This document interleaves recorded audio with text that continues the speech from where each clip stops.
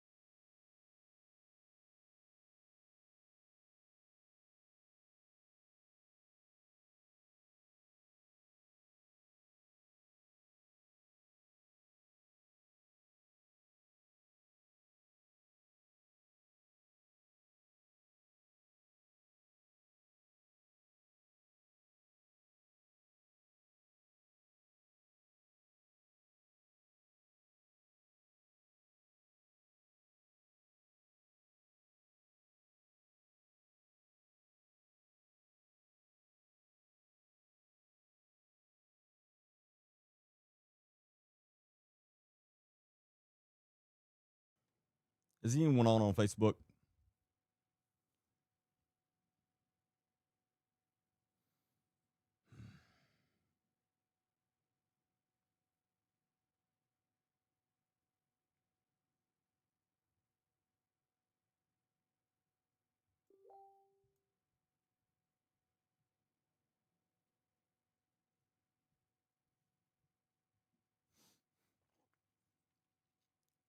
All right. I apologize. It. I'm gonna have to. It's gonna take me a second to wrap my head around everything that just happened.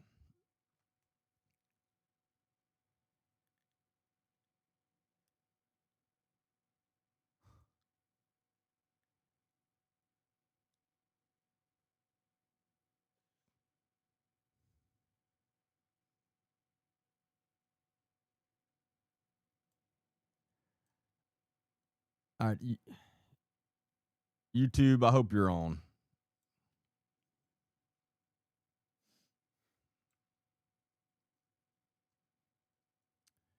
Yeah. So,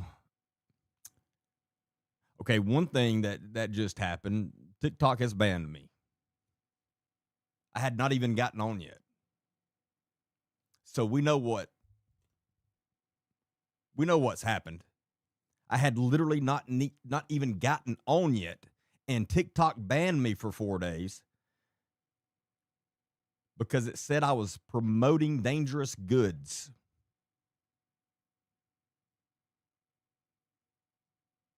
When I tell you, Brittany Stapleton, there is no low she will not stoop to. All because her husband is a PDF file.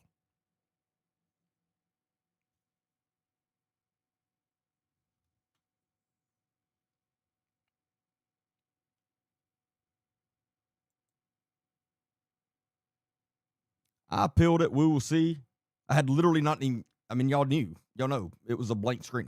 Had not even gotten on yet. And I'm sorry, but I'm pissed right now because we knew, my team and I talked about this earlier. We knew this was going to be an issue. I didn't realize it. Her and her minions are sitting there waiting because they have nothing better to do.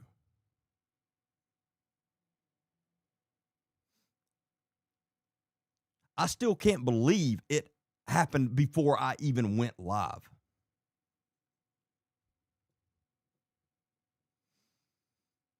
That's not even the craziest thing that's happened to me in the last 15 minutes. The reason that I wasn't on yet.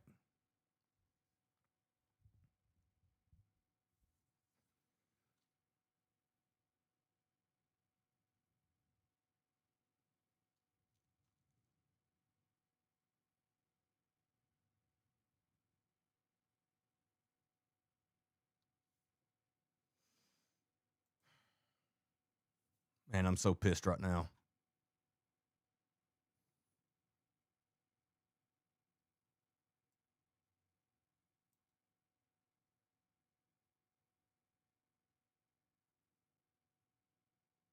Before I even went live, they got me banned.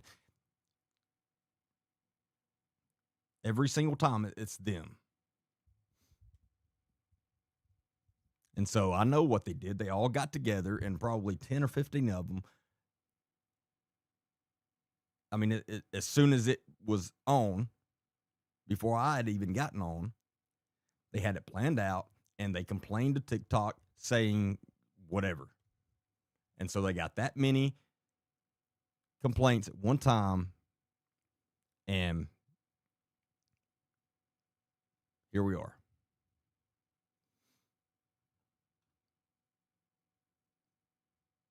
And you're gonna have to give me a second to settle down. And y'all won't believe the crazier thing that happened. I still can't.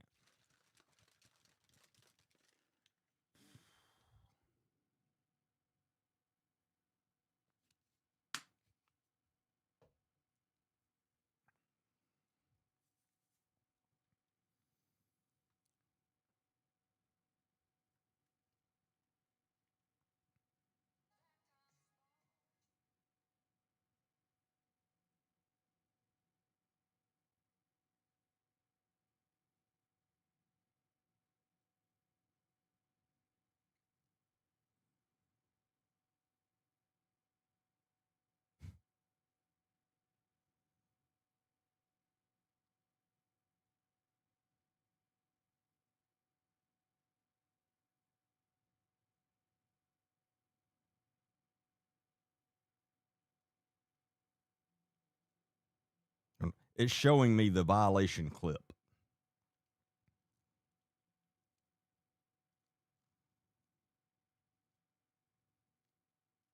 And it was my intro video that I play every night on the picture of me and my unit, my small unit in the Middle East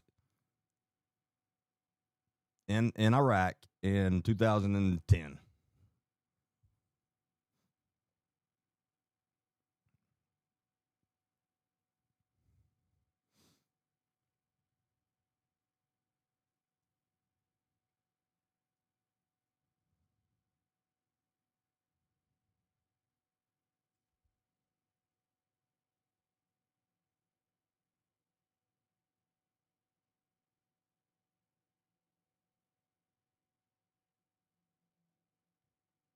I don't know if y'all can see, but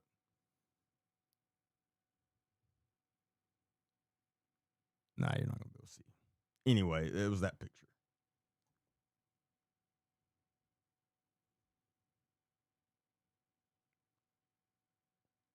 Regulated goods and services.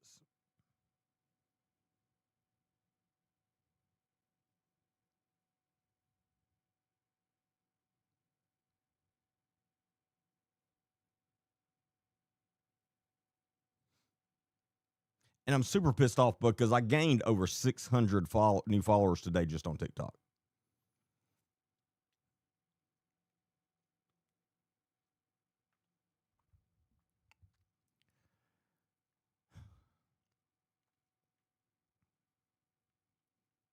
I don't even know where to begin.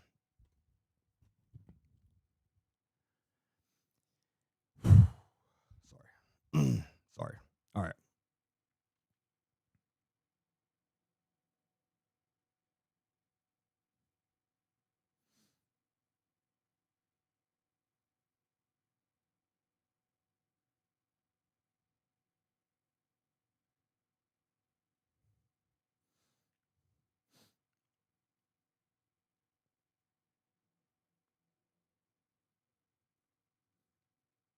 And this is exactly why I hate TikTok. I legit hate it.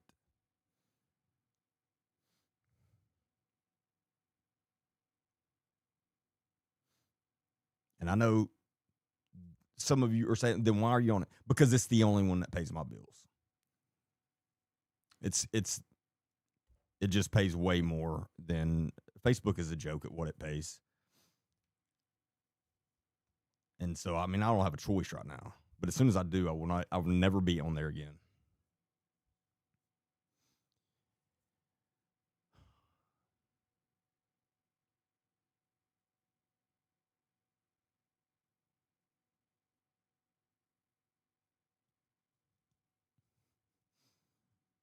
But that and that's one reason I'm trying to grow my YouTube.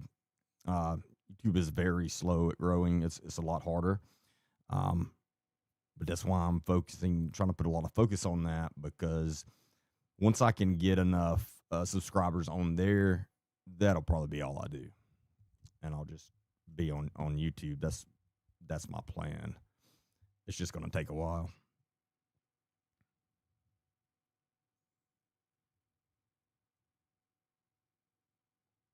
All right. Anyway,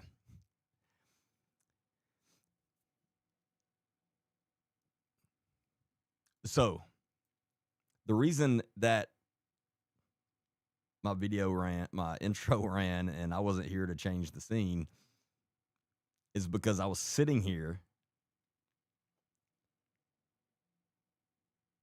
with, there probably wasn't 5 seconds left in my intro video, and I was about to change it.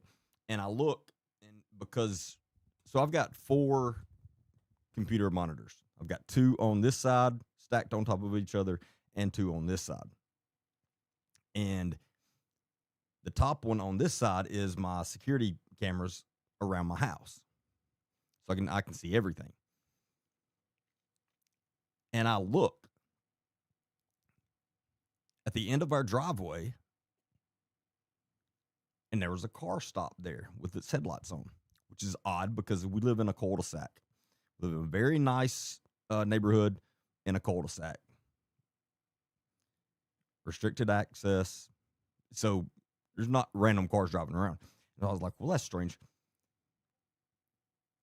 And then I remembered my wife had just told me that she had ordered food through DoorDash.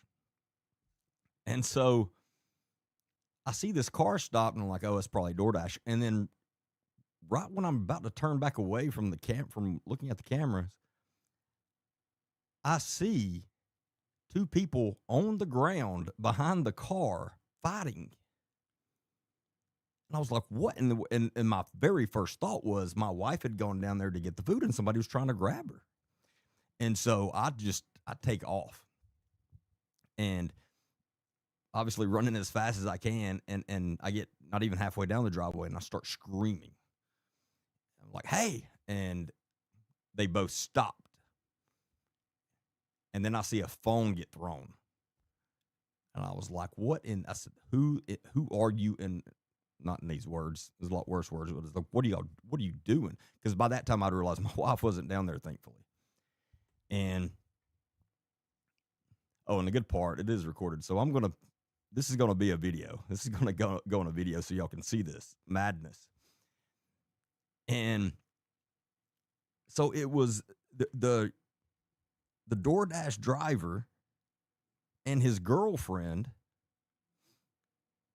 And his girlfriend was 3 times the size of him, by the way. No exaggeration. And she was pretty much beating him. And before I got up on them, I thought it was going to be the other way around. But anyway, as soon as I started yelling, they got up. And then I see a phone throw. And then the guy just looks at me as calm as could be. He's like, oh, man, I'm sorry. My girl was just mad, was trying to get my phone, and I wasn't letting her get it. Like, just as calm as could be. I was like, first off, who in the hell are you? And then he asked he was like, are you? And he says my wife's name. And I was like, oh my God, you're the DoorDash driver? And so anyway, I separate them like I'm back on a domestic violence call because I want to make sure she's okay.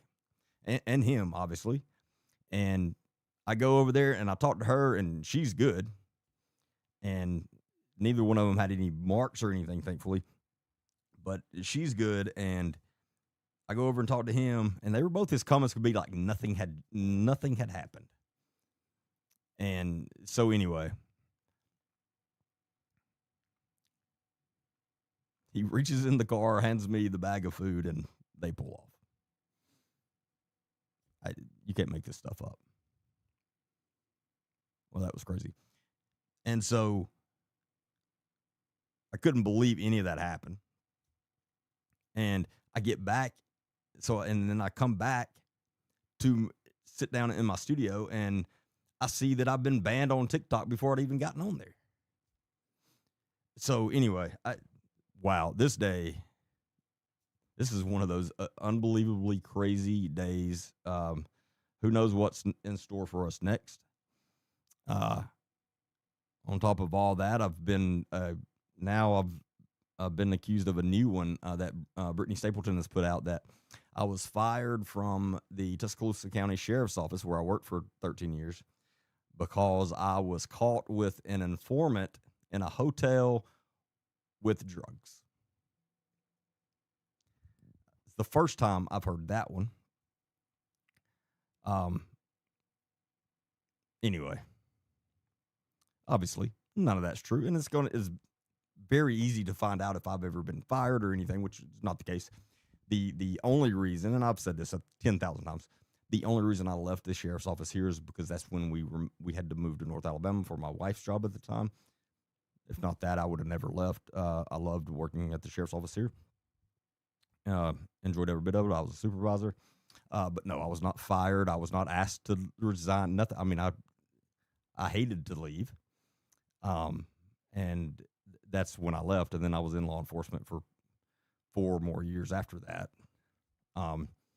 Anyway, it's the first time I've heard that one, but she has posted that, and we'll watch her little video in a minute because she's crazy. She's as crazy as the DoorDash drivers. I don't mean all of them, but the one that just came to my house. So yeah, it's been an interesting day and evening, and here we are. I couldn't tell you what I was planning on talking about at the moment. Um, so, uh, and I'm going to take a break at some point, and I'm going to go back and download that and probably play it on the live tonight, just because y'all can see what craziness was going on. It was the craziest thing ever.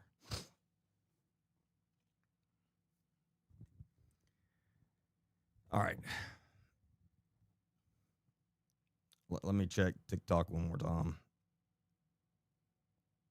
But that's why, and then I get back in, my team is all losing their minds in our chat, in our text, because they're all trying to message me saying, "Hey, what's going on? Where are you?" And obviously, my phone was up here because I just cut out. I didn't take anything with me.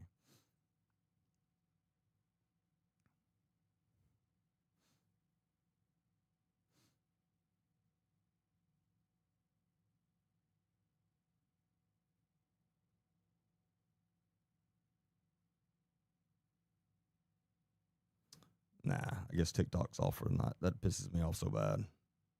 Anyway, this is exactly why, though, I've been warning everybody for the last month at least, that just the ones that follow me on TikTok, make sure you also follow me on YouTube, because TikTok will randomly ban me.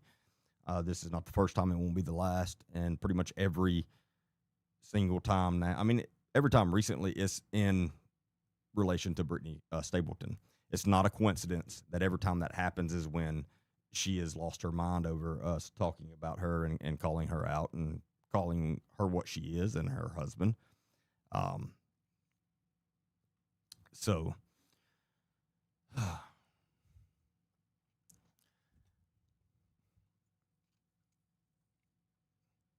me see if I can let me pull the chat up.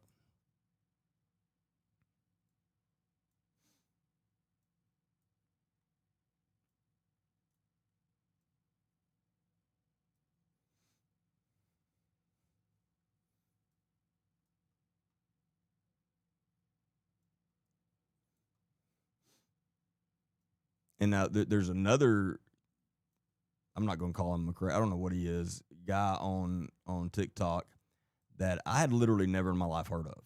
I'd never heard of the guy. And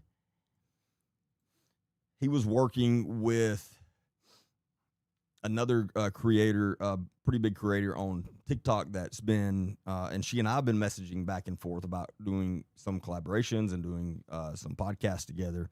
And she's really cool. She's nice as can be. She's a true crime creator, and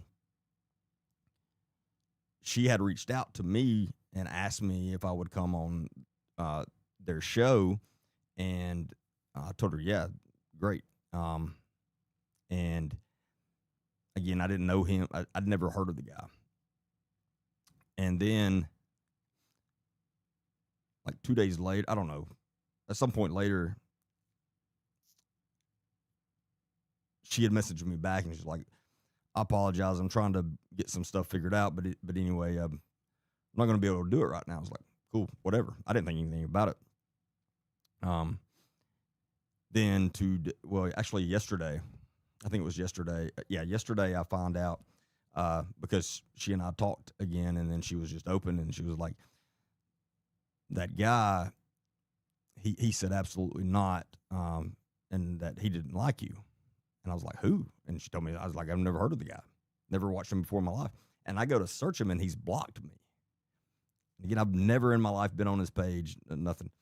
And I was like, so who is he? And he allegedly is a retired police officer out of Florida, I believe.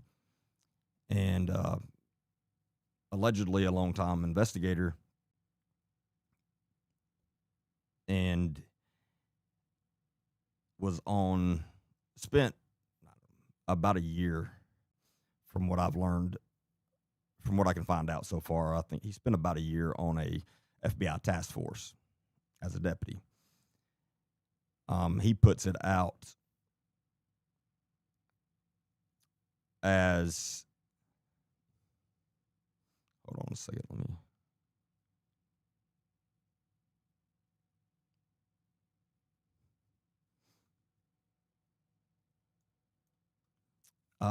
As far as the volume on YouTube, I don't know why. Is it low for everybody on YouTube? I've got it set as high as I can set it. I mean, I can put it on up like that, but that's about as high as I can go.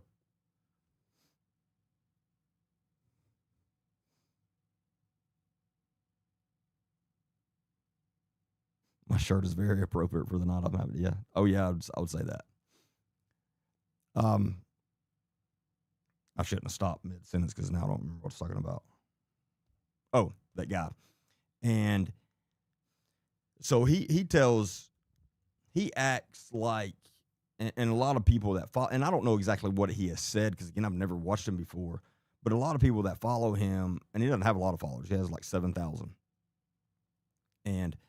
But a lot of people that follow him are under the impression he is a retired FBI agent. And so, because that's what I was told at first. It was like, he's a retired FBI agent. I was like, what does he have a problem with me?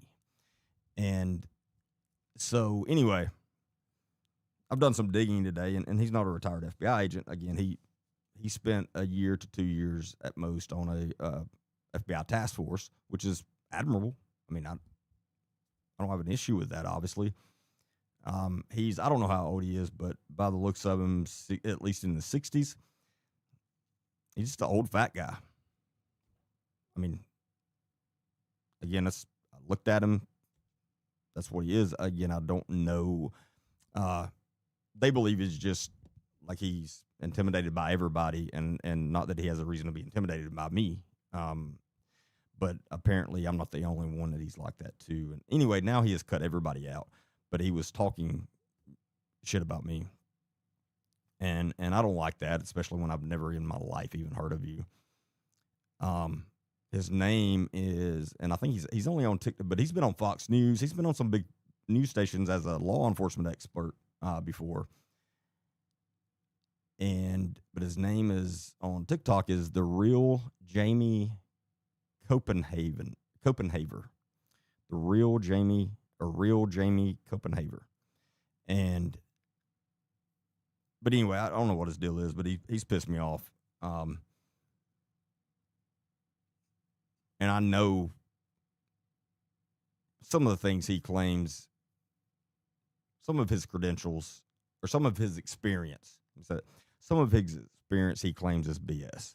And I think that makes sense as why he wouldn't want someone like me or anyone else that is legit long time in law enforcement, knows what they're talking about, to come on the show, because he can't act like this big guy that's done all this stuff that he hasn't done. And we've run into that before. But anyway, I was going to call him out, but unfortunately we're not on TikTok now, but as soon as we do, I'm going to call him out. He does look like a used car salesman. That is a very way to put it. That is a very good way of putting it. But the other creator he was working with, he did her wrong. And now he's making up stuff about her. I just don't know what's wrong with people. I don't know what's going on with the guy, but anyway. So let me see. Where does that bring us to?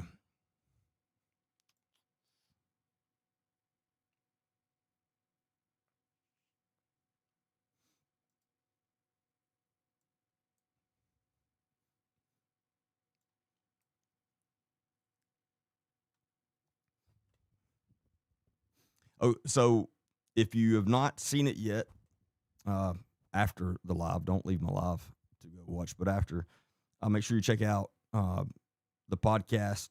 I was on Chris Hansen's podcast, and it came out today. It's called Have a Seat with Chris Hansen. You can find it on what's on YouTube, Spotify, Apple Podcasts, anywhere you find your podcast. But again, it's also on YouTube. So make sure y'all check that out. Uh, we talk about the Gulf Coast Stapletons, and that's why she's lost her mind today. Uh, Literally before I even knew it came out today. I knew it was supposed to come out today, but I was told it was going to come out this evening, so I didn't know it was out yet. But before I knew it was out, Brittany knew. So I don't know. I guess they've just been watching. I don't know. I don't even know how they knew, or I don't know how they would have known that it was even coming out, that we did it, because I haven't spoke about who it was on. But as soon as it came out, she started sending private messages to family members of mine, and they all have now had to block her. And that's ridiculous. Like, what? I don't understand that. Like, that's such an immature. I mean, she is so immature. Um, that's the polite way to put it. She has a lot of issues, obviously, but and again, here, let me see if I can pull the video up.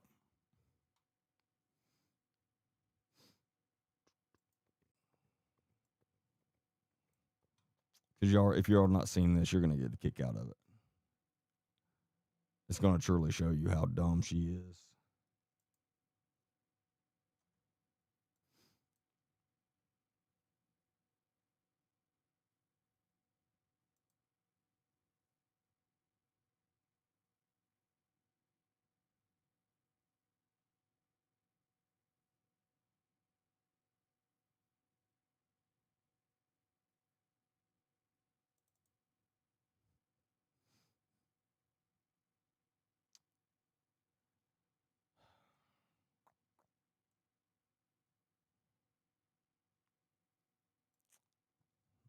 For some reason, my files are not syncing on my computer.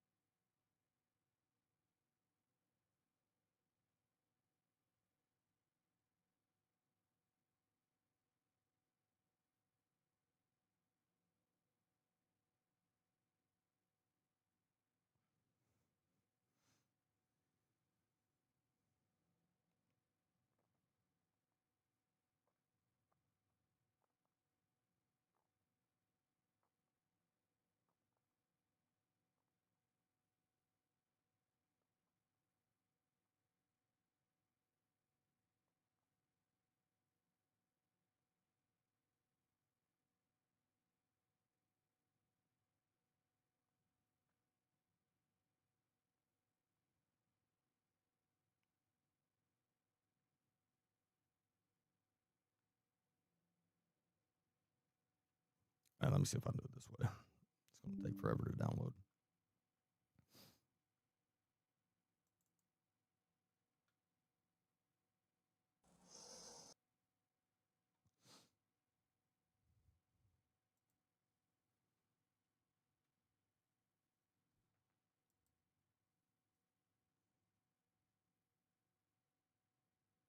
Oh yeah, here we go.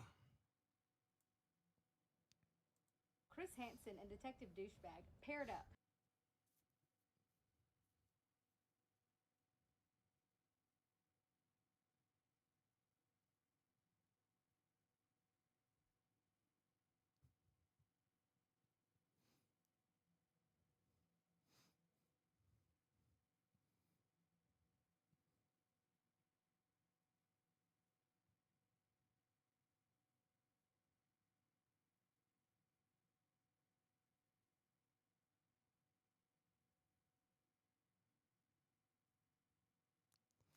Sorry, I've gotten caught reading her minions' comments on her video.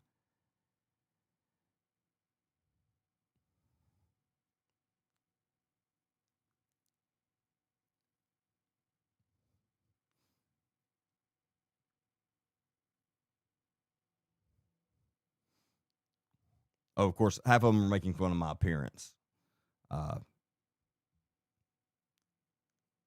Obviously, that doesn't not bother me at all. That's just, again, it's the maturity of these people.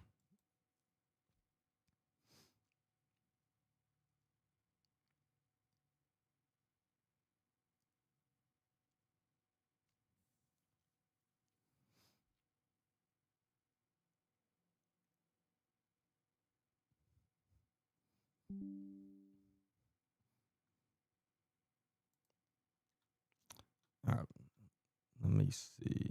Hey guys, you all know how health conscious I.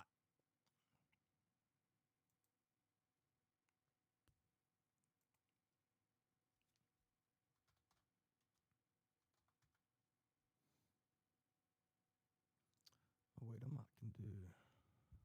No, I can't.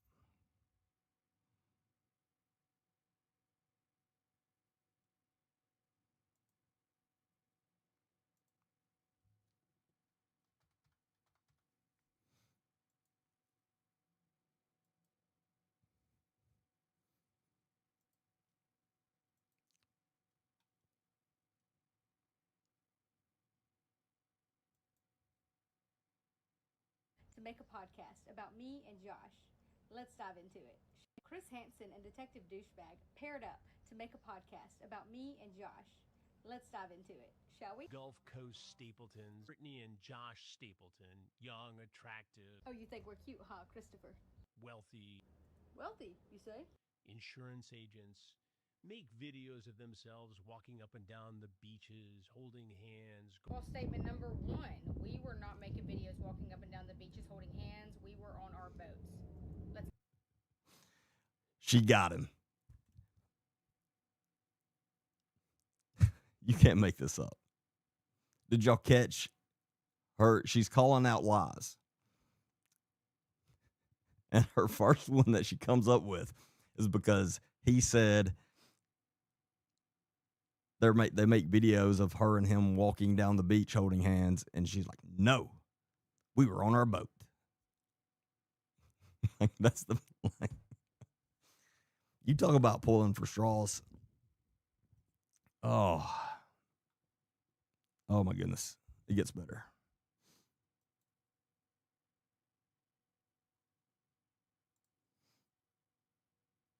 Going skiing, restaurant reviews, multiple properties in Florida and Georgia. False statement number two. We don't own any properties in Georgia. Josh Stapleton, for years. Josh Stapleton did own property in Georgia. Hence, that's where he was when he got arrested for this, and that's where these crimes took place, at his house in Georgia. Had been trafficking child. Trafficking, you say, Christopher? I don't recall seeing any charges or convictions regarding the word trafficking. Prosecuted. You couldn't get more dumb than she is. You could not get more dumb. So in her mind, because the charge didn't have the word trafficking, why, Chris Hansen's lying. No.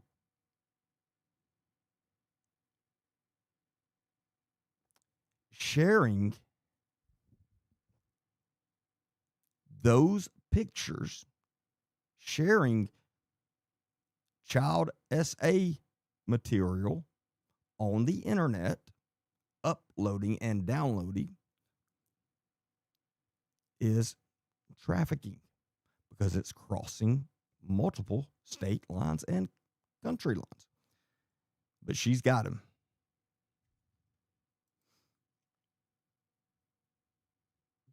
By local officials in Georgia, where they have a residence. Mind you, I have never owned a residence in the state of Georgia. Brittany Stapleton apparently still needs to make money. Doesn't everyone still need to make money? Because they lost their State Farm insurance franchise because of all this. They didn't lose shit. We had separate State Farm agencies. I mean, we're talking about. And they and they both lost them. Like, you can't make this up. She is legit that dumb. Because he said they lost their State Farm agencies. She said, no. I lost mine and he lost his. What? That's what he just said. We gotta replay that just so you fully understand. Regarding the word trafficking. Prosecuted by local officials in Georgia, where they have a residence. Mind you, I have never owned a residence in the state of Georgia. Brittany Stapleton apparently still needs to make money. Doesn't everyone still need to make money? because they lost their State Farm insurance franchise because of all this. They didn't lose shit. We had separate State Farm agencies. I mean, we're talking about every time one of these images is viewed, it's the I know that I just went over all this, but I just got to say it again. And they. Does she not understand what the pronoun they means? It means he's talking about both of them instead of separately saying, and Josh lost his State Farm agency franchise, and Brittany lost hers. He said they, therefore he's wrong because no, they didn't. They just separately did. Exploitation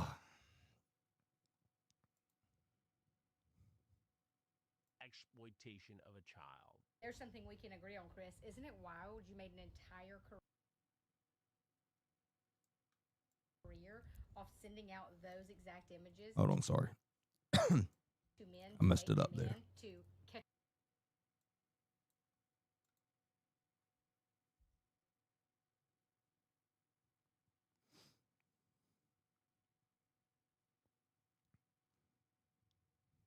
We're talking about every time one of these images is viewed, it's the re-exploitation of a child. There's something we can agree on, Chris. Isn't it wild you made an entire career off sending out those exact images to men to bait them in to catch a. First off, that's the dumbest thing she has said ever.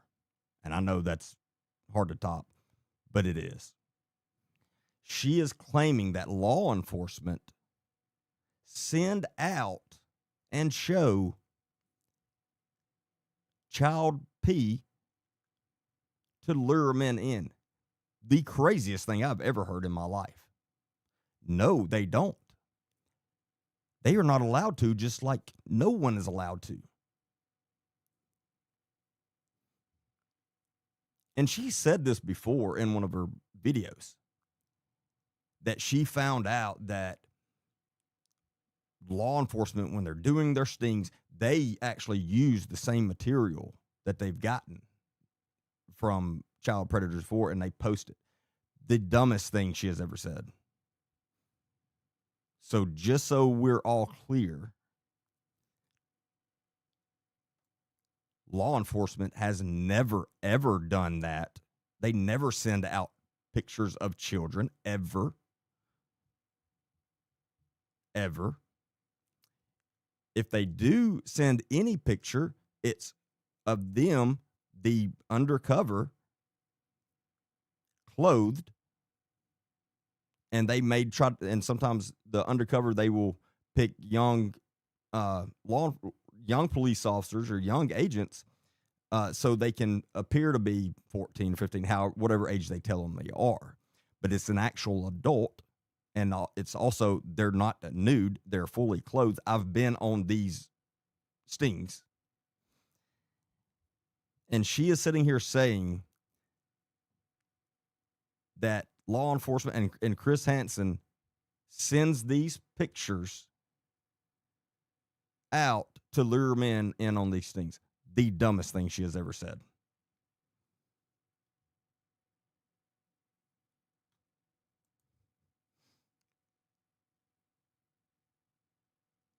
Predator?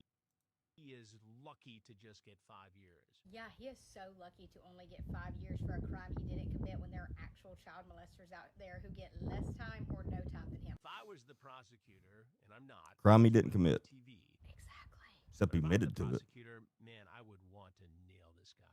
You'd want to nail that guy? Weird choice of words, Christopher. He's smarmy. You see where her mind is. And that's weird. Because I've said that before. I hear a lot of people saying that in this context that Chris Hansen is using it in, and never once have I ever thought of it like that, like she just did. That's strange to me. He's unctuous. Smarmy and unctuous. Only two words you could describe someone as if you had actually met them in person and knew who they were. Guilty as homemade. That guy? Weird choice of words, Christopher. He's smarmy, he's unctuous. Smarmy and unctuous. Only two words you could describe someone as if you had actually met them in person and knew who they were. Guilty as homemade. Is smarmy a real word? I'm not afraid to say when I don't know something, and everybody in here may know it's a real word and know exactly the definition. I don't.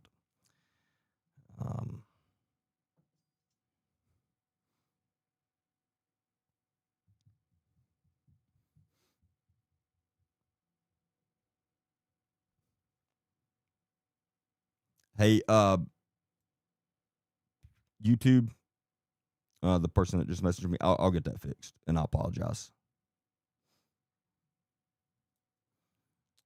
So, smarmy describes someone who is excessively, insincerely flattering, or can't even pronounce the next word, acting in an annoyingly polite or something way to gain favor. It implies a slimy or fake person. And so she says that's only, no one could ever describe someone like that unless they knew them personally. I don't agree with that. I still don't think it's a real word, but maybe it is.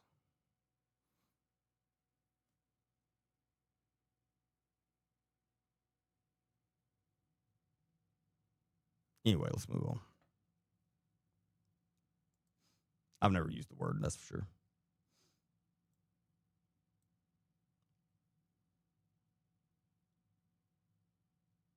Guilty as homemade sin, you say?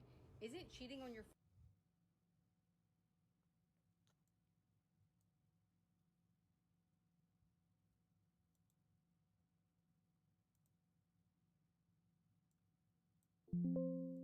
smarmy and unctuous? Only two words you could describe someone as if you had actually met them in person and knew who they were. Guilty as homemade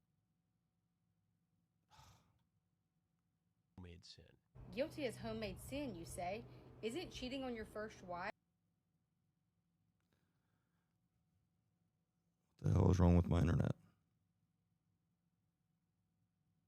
Guilty as homemade sin, or do only you get to decide what sin is?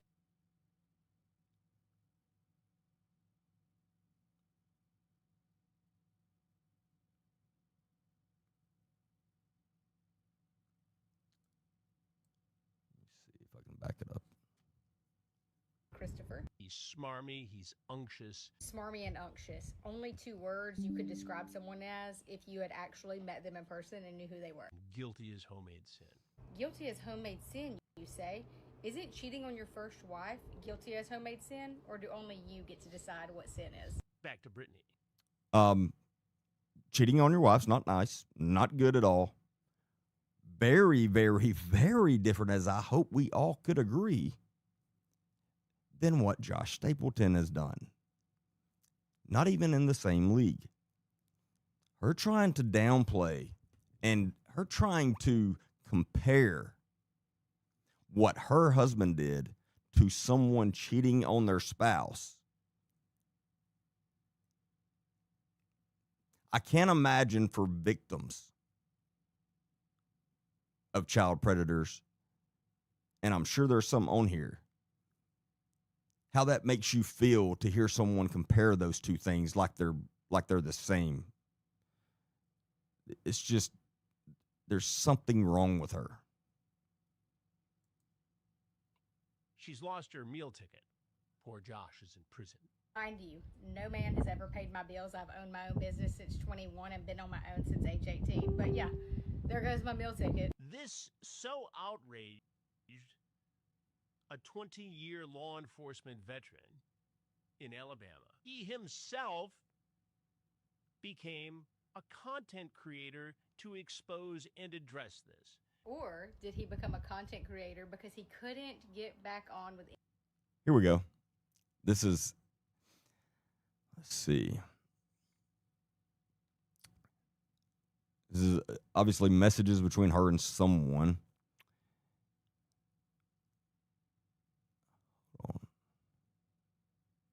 So I just realized this. So she tells them, very much appreciated your video on Baker.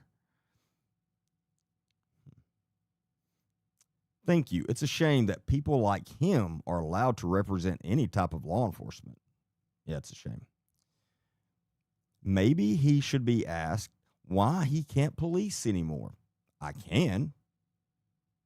I chose to retire. Surely someone as wonderful as him wouldn't stop policing freely. Yes, yeah, we do. Yeah, it happens all the time, especially in today's time. Look into why, which I'm guessing it means why, he isn't at Tuscaloosa Sheriff's Department anymore. Okay, this is definitely not a law enforcement officer she's talking to. Rumor was he was caught with female informants in a hotel with F.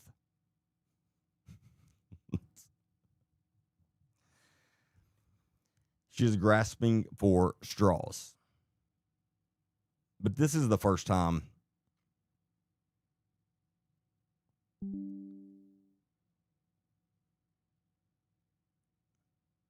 What? What, Aaron? Don't tell me something's wrong with YouTube.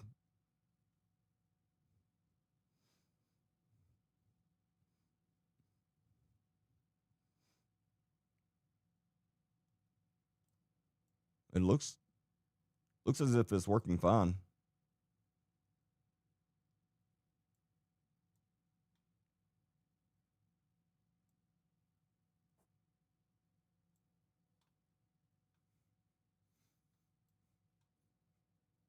Miranda said an insurance salesman would be smarmy. So that word is used in Jane Austen books. Yeah, I'll have to admit I've not read any Jane Austen books that I know of or that I remember.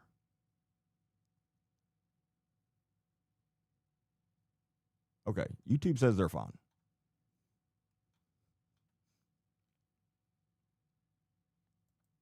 Any other police forces? Should we dive into that or should we wait? And Please, that man is please dive into that, Brittany. Please dive into that.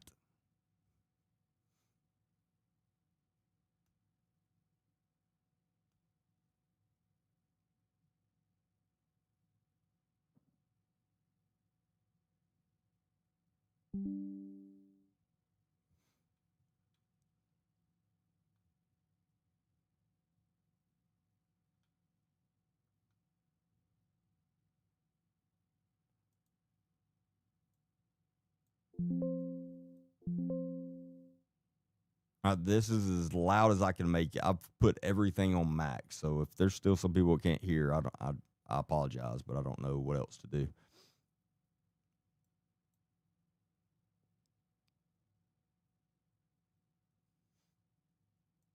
back to Brittany. She's lost her meal ticket. Poor Josh is in prison.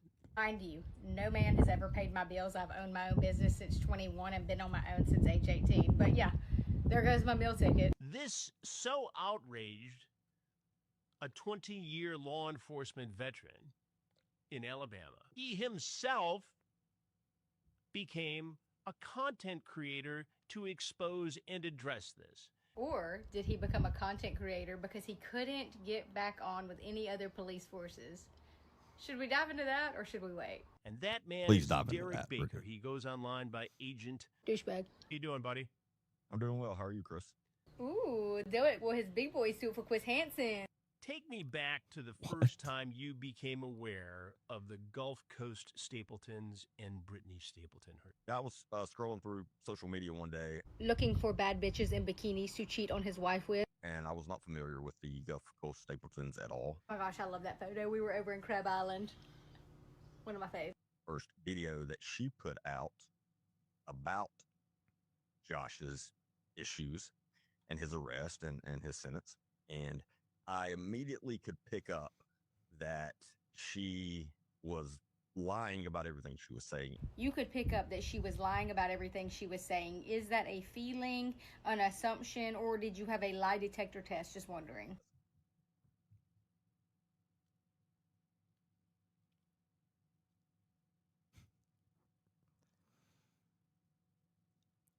Let me. What did we say? Hold on. Let me back up. I was not familiar with the Gulf Coast Stapletons at all. Oh my gosh, I love that photo. We were over in Crab Island. One of my faves. First video that she put out about Josh's issues and his arrest and his sentence.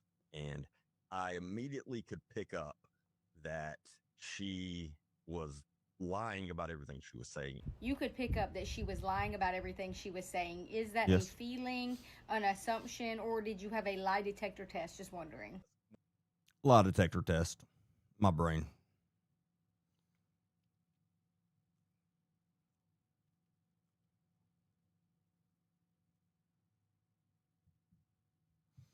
One of the most important things that stuck out to me in her video, first video she put out about this, was they had a lot of friends during that time because they became pretty popular on TikTok and especially in the Gulf Coast area. We had a lot of friends because we became popular in the area. A lot of their friends had children. A lot of their friends had children. 3. Forgive me. Forgive me. I said a lot. And only 3 of their couples friends had children. 3 too many. Forgive me. Only 3. How many couples did they hang out with daily? Weekly? 3 couple friends of ours that we hung out with had children. And people were asking, did your friends with children that hung out around with you all, did they know what Josh had been arrested for and what? Oh, yes, they all knew. Yeah, they were all very aware, and they all had updates constantly on what was going on in the court process and proceedings, and a couple were in court with us. It was later. BS. That is not true. And that has been verified. They were lied to. Found out that none of them knew. And again, when I watched.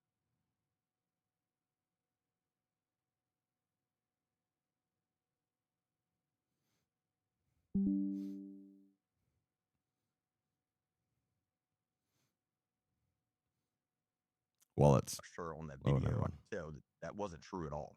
This is one of my favorite statements. So show me proof, verbal, written, any way possible, that any friend of ours who had a child around Josh did not know about his charges. Show me. I've personally spoken to one of these couples. Numerous conversations with them. So I can definitely speak for them. They said the others felt just like they did and that they had all been lied to. And they're pretty pissed, to say the least. And so, yeah, I personally spoke to, and I know there's some other content creators that have as well. Proof. I hear it all the time. Show me proof, because I have receipts, baby. What is it about your background, Derek, that led you to determine that Brittany Stapleton was lying through her teeth? I have over 10 years as a detective in law enforcement, and for the last 10 years, I've been teaching interview, interrogation, and body language analysis. And what stood out? What were the key indicators? Was her story about that they had came up with about what really happened. Wait, so you're a body language expert, but it was my story that told you I was lying? He didn't realize what he was Brittany, that goes along with the interview and interrogation and body language analysis, which includes statement analysis, written and verbal. Word usage is very important in detecting deception. And the way your tone, your inflection, all of those are very big indicators of deception when you know what you are looking for. no one just uses body language on determining if someone's being deceptive. That's impossible. If anyone says they do, they don't know what they're talking about, because you can't go off of just one of those. You need three as the rule of thumb, at least three. But yeah, no one. Anyway, when he signed his statement, her excuse was, you know how the system works. A lot of times, innocent people just have to plead guilty because, and he had a bad attorney, and we fixed all of that. But his attorney told him he might as well plead guilty. Innocent people do plead guilty every single day, and his attorney did advise him that he would get a lesser sentence if he pled guilty. Simple. Innocent people do plead guilty, for sure, for petty thefts, traffic tickets. How many people do you think plead guilty that are completely innocent on child crimes?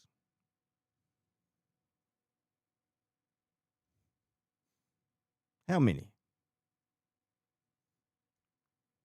I can promise you that's not one people do.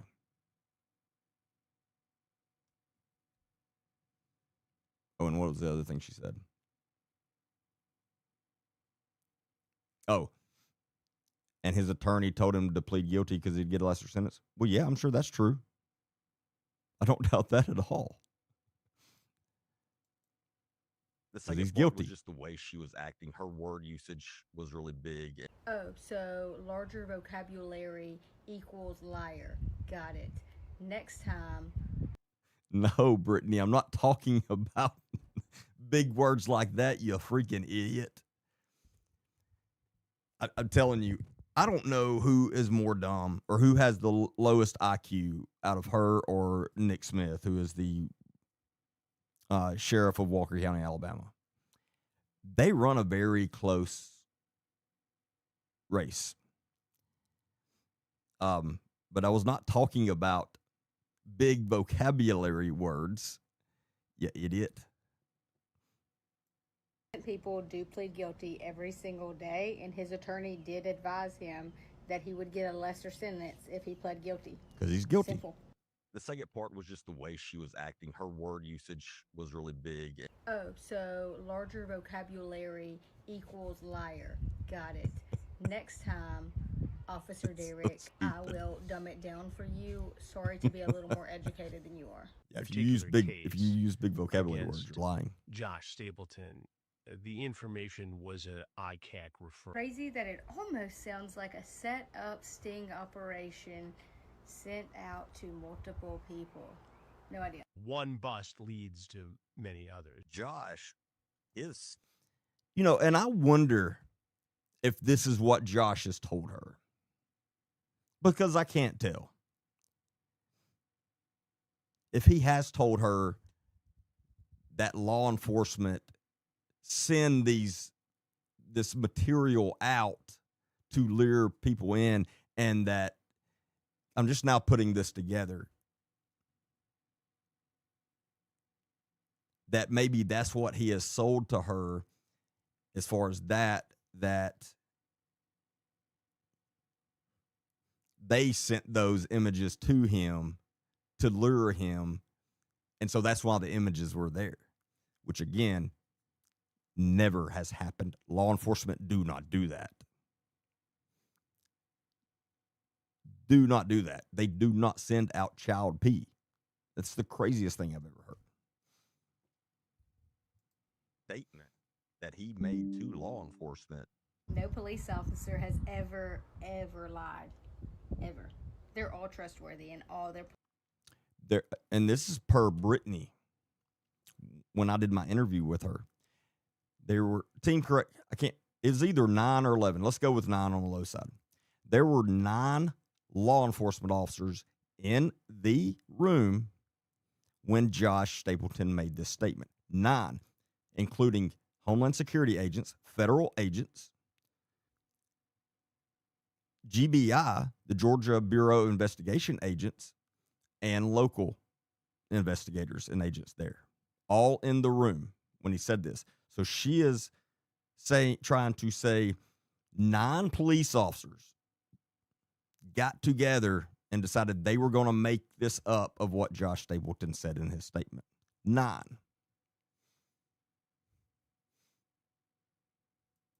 Police reports and everything they do. He was convicted of uploading images as well, not just downloading. So he was a member of a predatory community then, and then he was sharing this with other predators. For a big bad detective like Agent D. Baker, I would think he would have a little more knowledge on the uploading side. I would think, but... Can someone help me out here? And dead serious. What does she mean? No, I'm very aware of what uploading means and what downloading.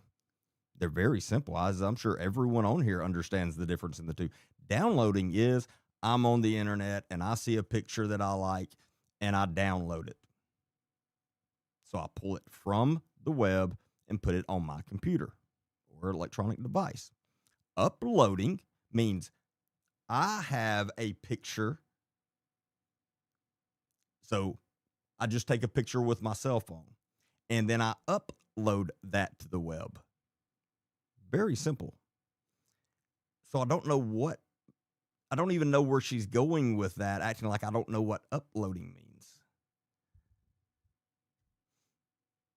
It would probably take someone with extremely low IQ to have to explain to me what they think she means.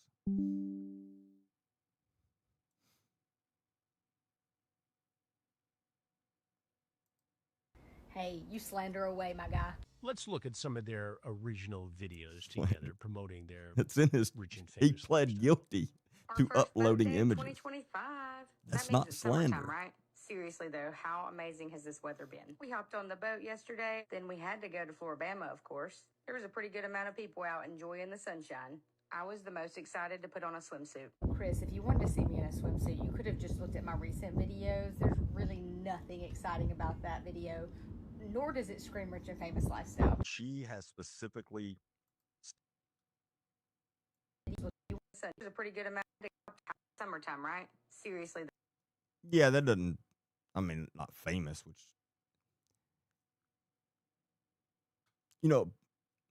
People that don't have money, they live just like this. Don't y'all agree?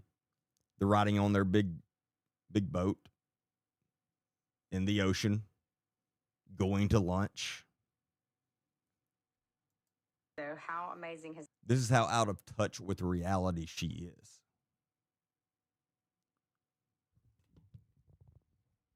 I was born into the poorest you could be. We had nothing. There were times when I was a small child, we went hungry. We didn't get to eat. That's how poor we were. And she is acting like this lifestyle that they were putting on does not make them appear rich. That's how out of touch with the reality she is. Because, yes, that's the first thing I think of when I see an image like this, as I'm sure most of you. this weather been? We hopped on the boat yesterday, then we had to go to Floribama, of course. There was a pretty good amount of people out enjoying the sunshine. I was the most excited to put on a swimsuit. Chris, if you wanted to see me in a swimsuit, you could have just looked at my recent videos. There's really nothing exciting about that. Nobody wants to see you in a swimsuit. Nor does it scream rich and famous lifestyle. She has specifically stated she and Josh were not in any type of a relationship. They just kind of knew each other. They were acquaintances. And when her statement is when she saw that he had been arrested and accused of these crimes, that she reached out to him because she felt sorry for him, because she knew that, in her opinion, he was a good guy. I know we're all so shocked that Agent D. Baker would fabricate a story. I never stated that. Here we go again. This is a good one, too.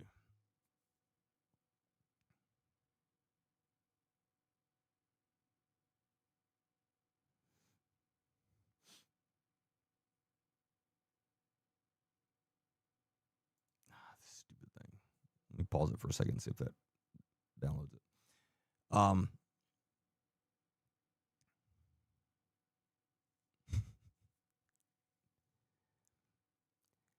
So what she's saying I'm lying, that I'm fabricating because she said they were acquaintances versus friends.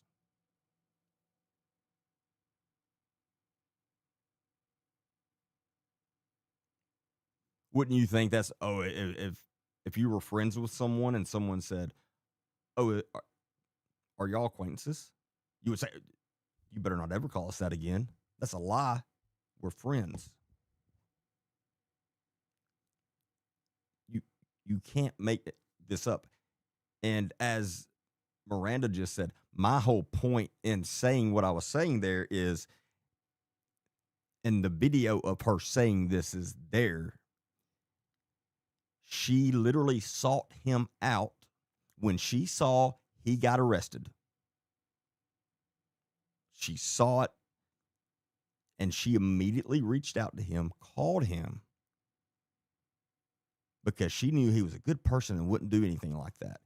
And from that day forward, they started living. They didn't start living together, but they got in a relationship pretty much that day. And because she told him that day, "I will never leave your side again." That's the whole point in what I was saying. But forgive me for saying acquaintances instead of friends.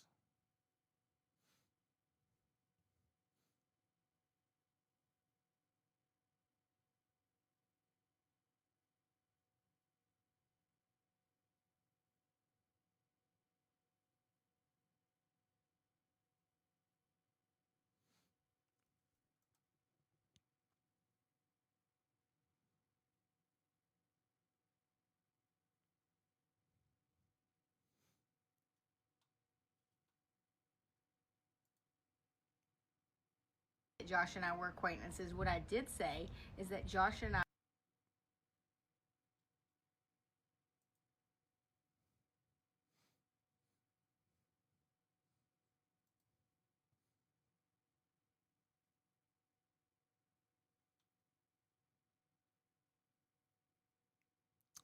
I rarely have internet issues. I don't know what's going on.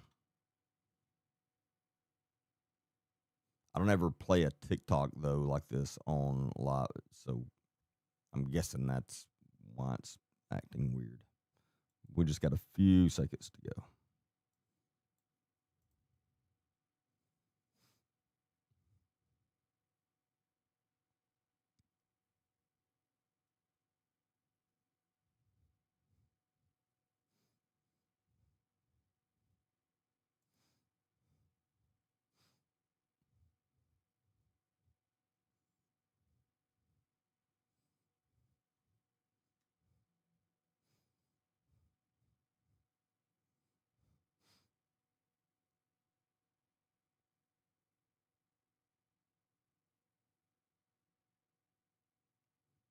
is that Josh and I were best friends who had taken multiple trips.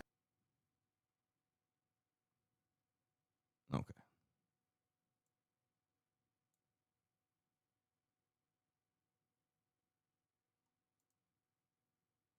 There was like 10 seconds left. Anyway, as I'm scrolling through there, I see this comment. Because these are the comments on her video from her minions. And Candy here says, "Honest question, why do they keep doing this? Talking about y'all. What do they get out of it? Making people aware that a child predator, or that a child predator sympathizer, for sure, we know that's for sure, a child predator sympathizer is making quite a bit of money off of people following her. We're trying to bring awareness to the overall issue of child predators, number one. That's the main reason that I do it, and I know that's the main reason Chris Hansen does it, as he's been doing it for literally like 40 years. So that's what we get out of it.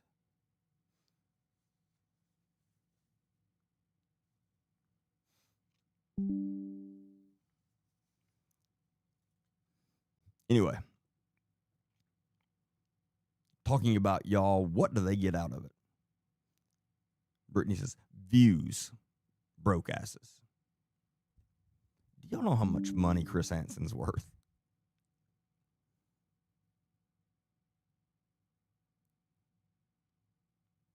The man literally owns his own TV network. He literally owns his own TV network. And she's calling him broke ass.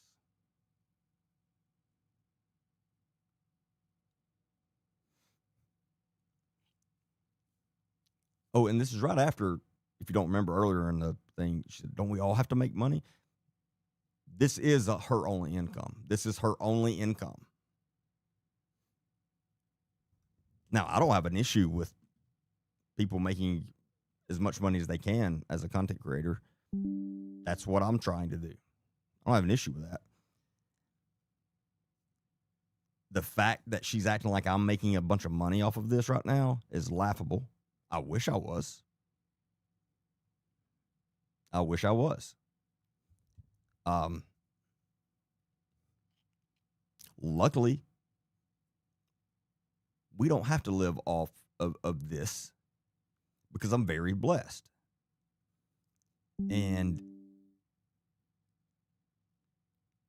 But the craziest part is her calling Chris Hansen a broke ass when he lives in Upper Manhattan. Literally in the middle of Manhattan. And she calls him a broke ass.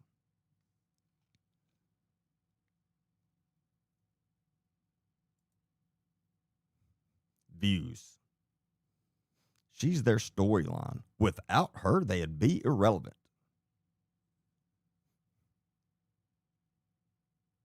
Yeah, because she's the only person that I talk about. And Chris Hansen was literally doing this work before she was born. These people, it makes me worry for society.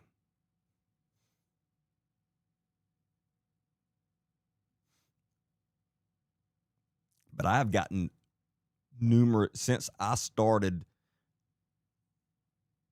talking about her and bringing awareness to this, which was the very first thing I did when I got into, that's how I got where I am. This was not planned. I never in my life thought I would ever be a content creator, a podcaster. That was never in my plans. Now I'm enjoying it and I'm loving it. But that was never something I was like, hey, I'll go be a podcaster. That I would have never thought that. But I started posting videos about her and it blew up. And then kept growing, thankfully. But no, she is not what keeps me. First off, I've never made much money at all off of her stuff. There's other things I've covered that has made me way more money than her stuff. But that's not why. That has nothing to do with me covering her. And she knows that. And anyone with any sense knows why we're doing this. And it's not to get views. Again, do you think Chris Hansen needs views from her people?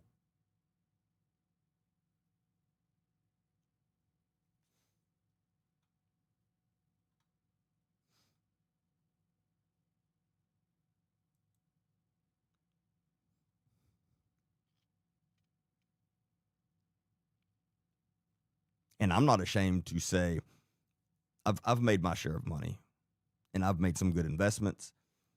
And that's a big reason why I'm able to do this right now without making money till it really gets to going where it is making money, because at some point I do need it to, for sure. But I'm not afraid to say that I don't have to make a penny and my lifestyle is not going to change at all because my wife makes a lot of money. And I'm not ashamed to say that. When we first met, I made a lot more than her. Now it's way opposite. Anyway.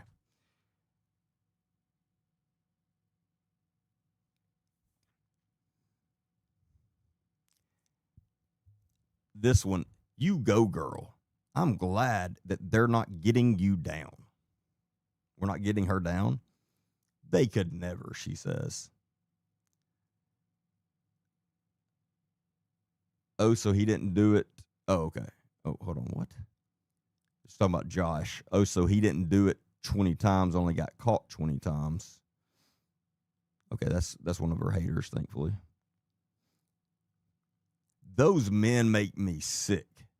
Good job stating facts. What facts did she state? Like, what facts did she state?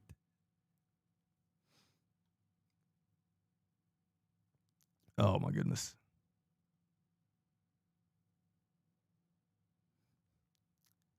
We are over 6 months since he was sentenced. Why are people still making a big deal out of this? Let's move on.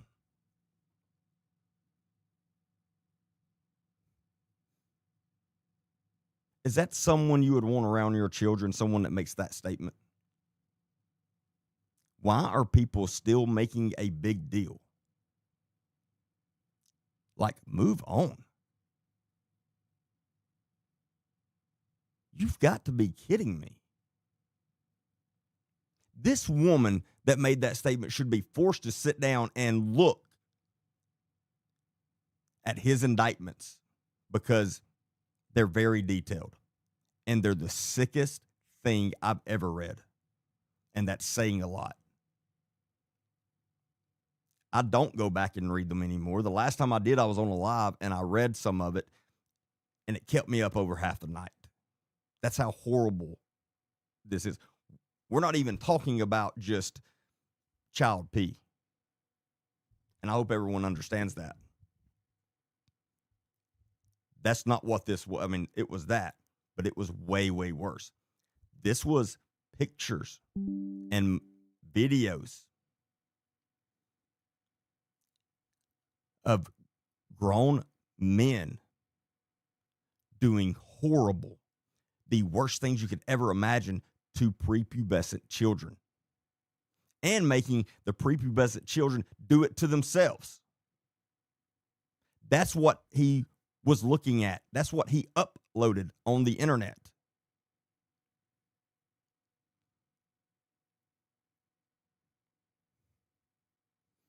Literally the worst crime you can commit by far.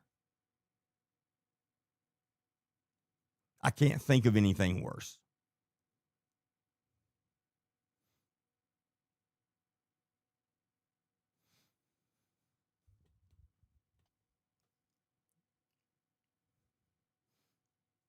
Like I get so that those kind of things piss me off so bad because, again, reading his indictments is the sickest, most horrible thing I have ever read. By far.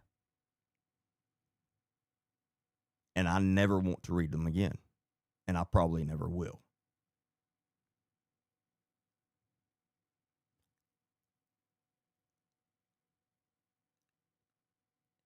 And this girl, get them, girl. They have no life.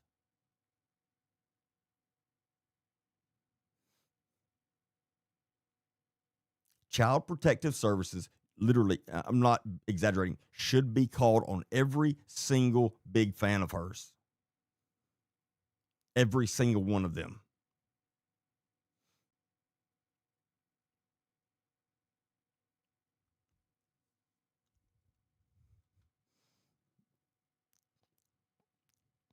Sounds like they're jealous of your rich and famous lifestyle. No, thankfully, I'm way more blessed than Brittany Stapleton. Definitely not jealous of her lifestyle in any way whatsoever. Go be go. I just love you. Literally just obsessed. I'm telling you, there's more to this here than a lot of people understand. And it's right in front of our faces.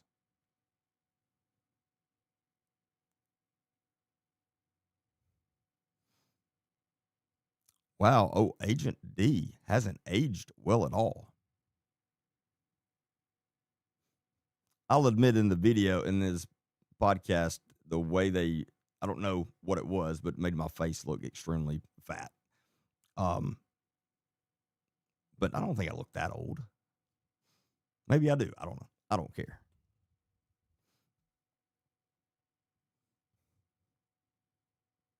Oh, she said she was going to do it and did. She said she was going to do what? Call us out? With her message with someone claiming that I was fired from law enforcement for being caught in a hotel with informants and drugs?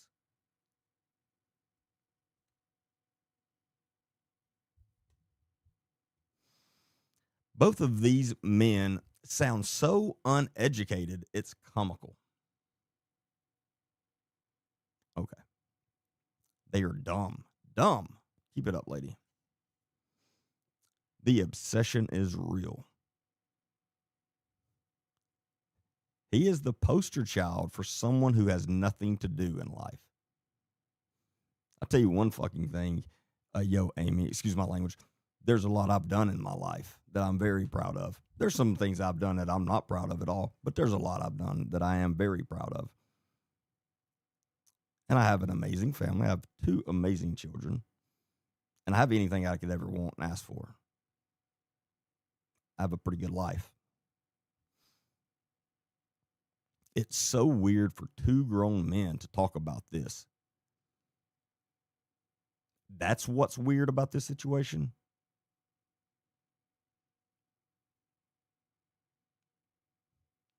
I'm telling you, there's more here. Is Chris Hansen aware that he just walked himself into a civil lawsuit? Yeah, because he doesn't have a team of lawyers that okays everything before he sends it out. You know, I'm sure he doesn't. I'm sure he just on a whim sends stuff out, just as I do. I just send random stuff out.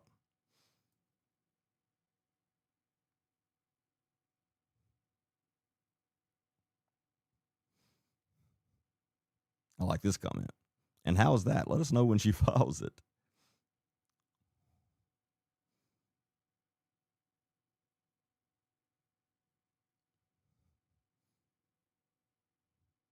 You already know we want a part 2, 3, and 4. I'm ready for her to start digging in to me being fired from out of law enforcement and me being caught in this hotel with informants and all this junk. I'm very ready for her to be digging into that.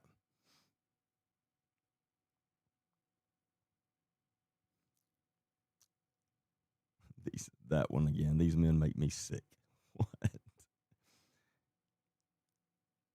Because we're fighting child predators? Yeah.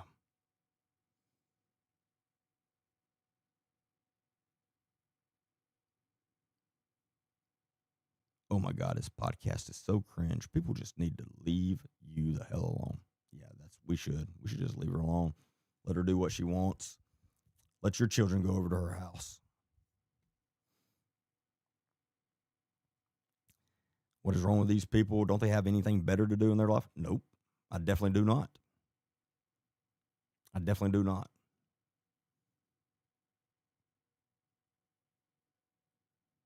Oh, hell no, not the 2 together. I love you so much. These people, you're fabulous.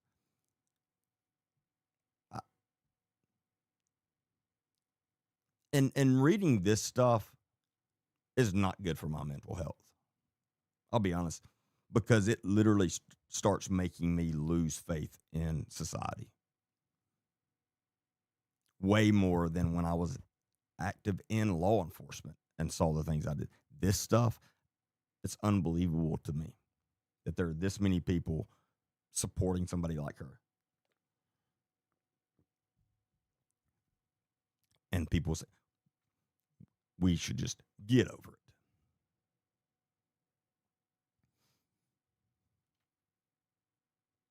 You get them. You're one badass. I'm not sure. You could probably do a combined. I'm sorry. I was told to stop saying that, so I'm going to stop saying it.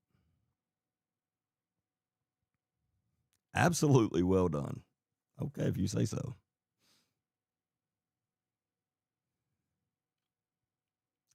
Does this douche have teeth? What's wrong with his mouth? I don't know. What's wrong with my mouth?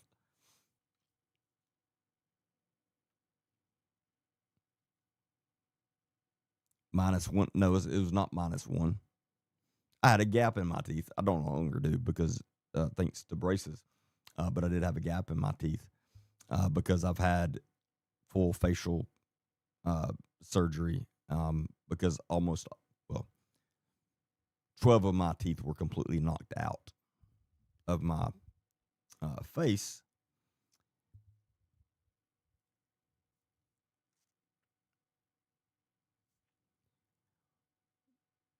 Waiting on part 2. Love learning so much about you from people who don't know you. We know her a lot better than you do, obviously.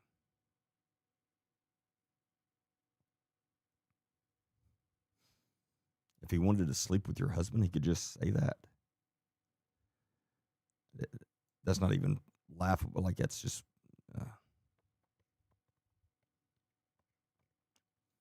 I honestly think Agent D-Bag has a crush on you.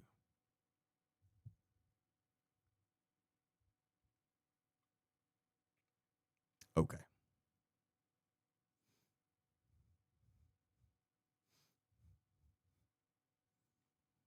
Why? There's lineman Mike and Joe Duggar, but they want to call Josh. I know who the Duggar is. I don't know who lineman Mike is. And yes, there are way more of these predators out. That's our whole point. That's why we're trying to bring as much awareness to this mess as we can.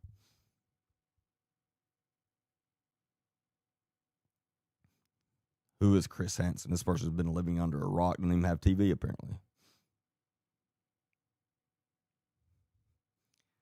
Literally your best video yet. Okay.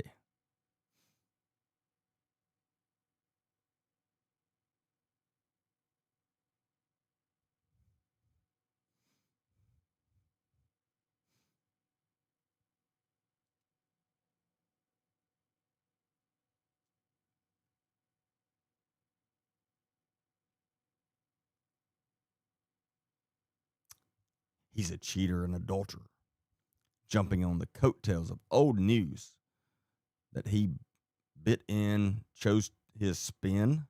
Sicko. He will be found out. I don't know if they're talking about me or him or both.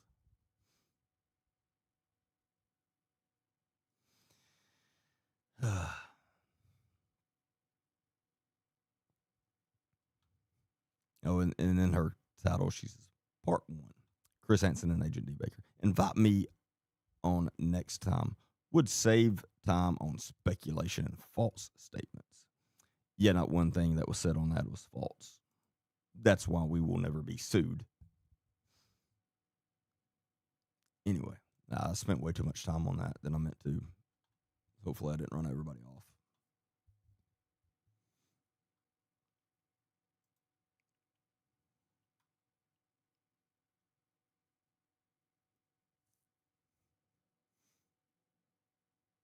These people are so superficial. Yeah, and here's the thing. And I literally teach my kid, my son this, and I'll teach my daughter the same. When all someone if someone's making fun of your looks, something about you like that, that should make you feel really good. I mean, honestly, because if that's all they have to fall back on, you're doing pretty good.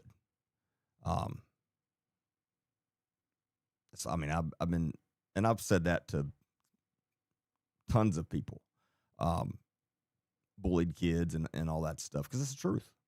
If that's what they have, if that's all they have to fall back on, talking about you, you're doing pretty good in life.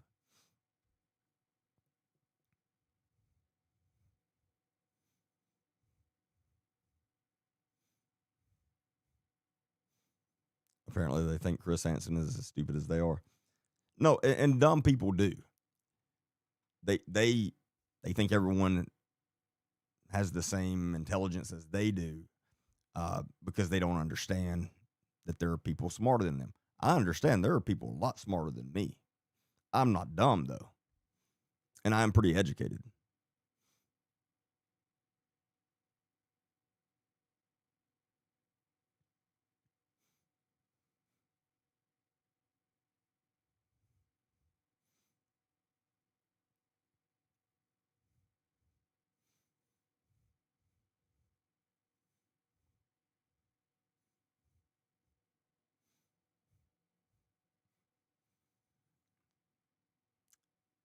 I bet he will meet his maker in prison. Those people are not liked in the pen. No, they're not.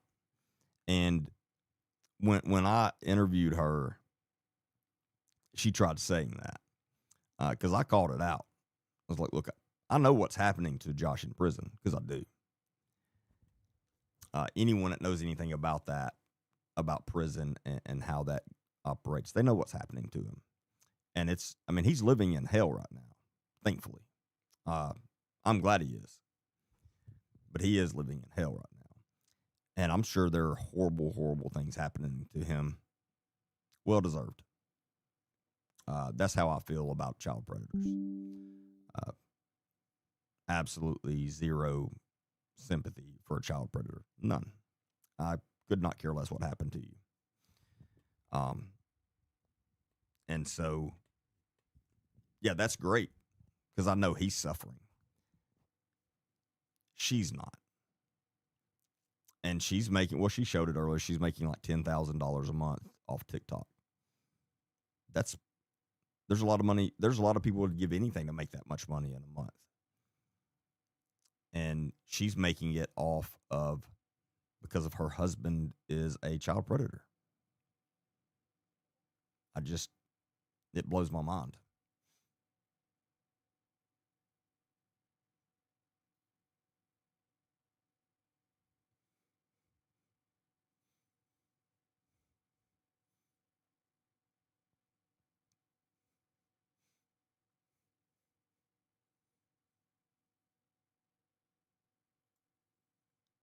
I hope YouTube is not frozen.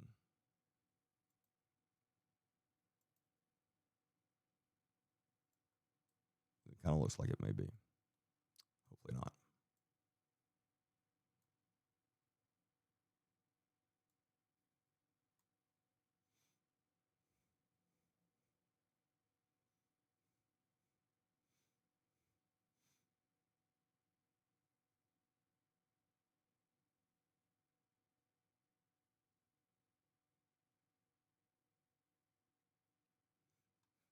I promise you, whoever said Josh Duggar had more disturbing material, if you're saying more disturbing than Josh's, I promise you it wasn't more disturbing.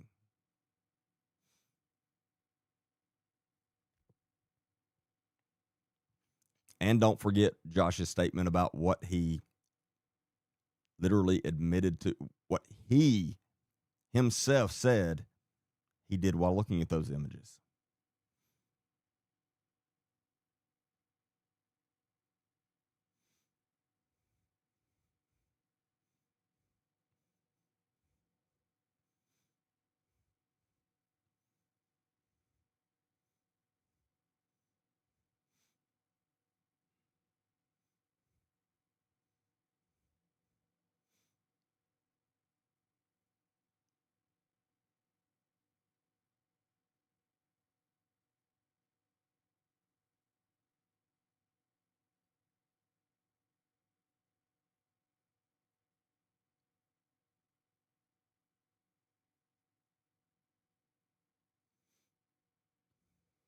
Lyman Mike is the guy who got caught cheating on his wife at the bar in Huntsville. I mean, yeah, that's bad. That's bad. But someone, again, comparing that to what Josh Stapleton did, that's ignorant.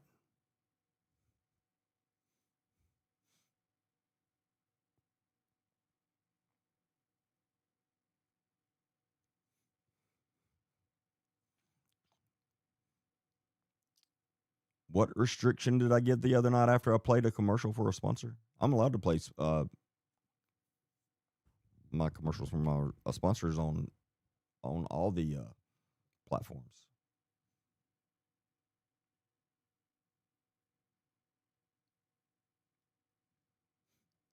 I don't know when you're talking about. I got another restriction the other night. I don't remember that. Not saying I didn't. I don't remember.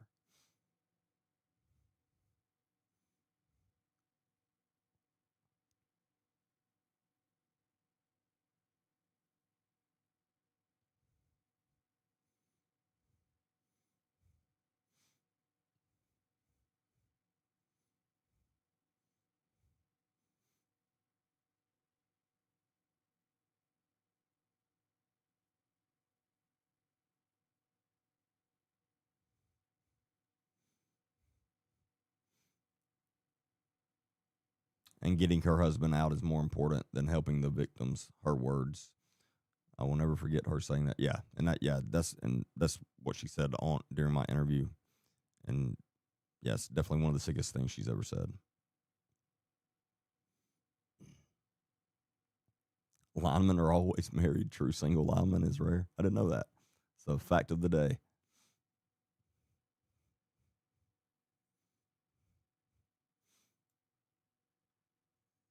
But yeah, you can't compare that to what Josh Stapleton did. Him and Duggar are, yeah, you can compare Duggars. Is it Dugar or Duggar, by the way? I feel like I'm saying it wrong.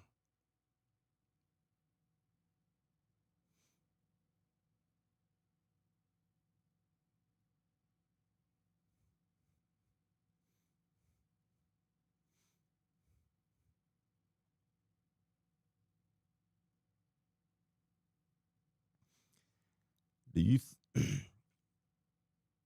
do you think possibly she could possibly have been or still is the one that was the main character in this totally sick and disgusting Child P and set her husband up for the fall?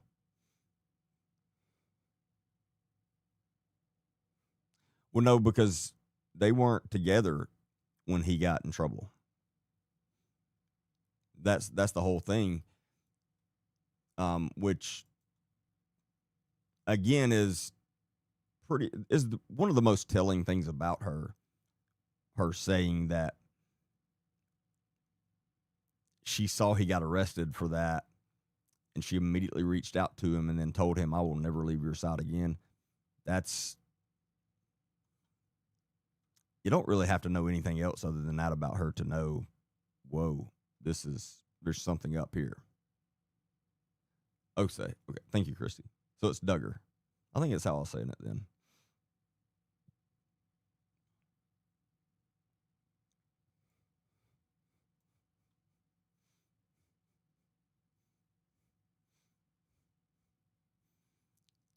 Take her ass to court for defamation of character? Nah. Because honestly, she doesn't have much now. I mean, I'm sure they've lost a lot. There's no way they didn't. Again, if all she's making $10,000 a month, she's not getting by very well at all. The way she lives, I mean, that's now. If you normally make $4,000 a month and you make 10, then that's a big difference. But if you're used to making 20 and now you're making 10, it's different. She probably doesn't have any money. She's probably scraping for sure.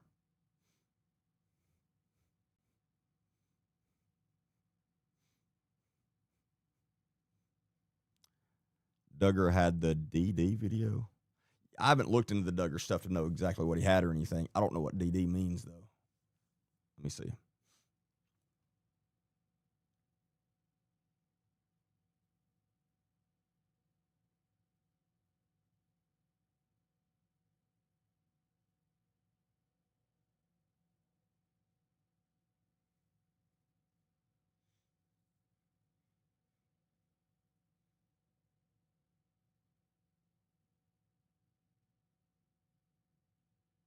Oh, okay. I see.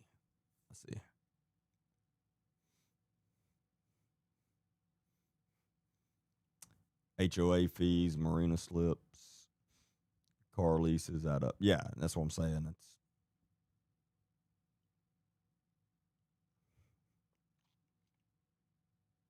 I mean, I used to live very nice and comfortably off of $5,000 a month.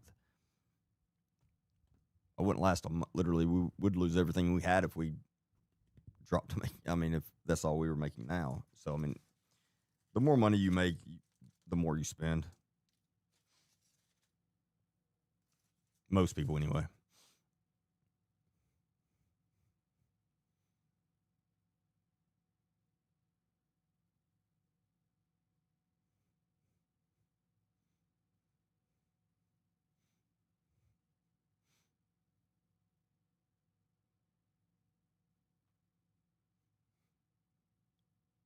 But yeah, and I don't have proof of this.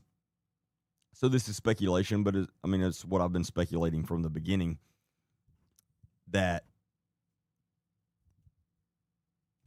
they have some of the same, I guess, kinks, if that's what you want to call them. And they didn't realize that about one another when they were just kind of hanging out, because probably not something you just tell everybody you know. Probably not something you tell anybody hardly. And she saw he got arrested for that, and she was like, oh my God, this is perfect.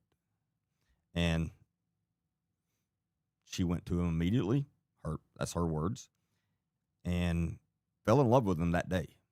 I mean, that's what she said. She said, I called him. I went over. I said, meet me wherever they met somewhere. And when he got there, I put my arms around him. I said, I will never leave you again. So, I mean, I would say that she fell in love with him that day, the day she found out he was arrested for this stuff. So again, it's speculation, but I don't know how else. I don't know how you could think anything else.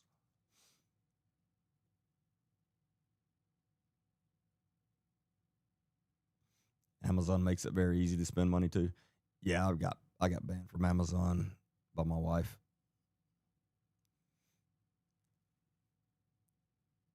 About 3 weeks ago.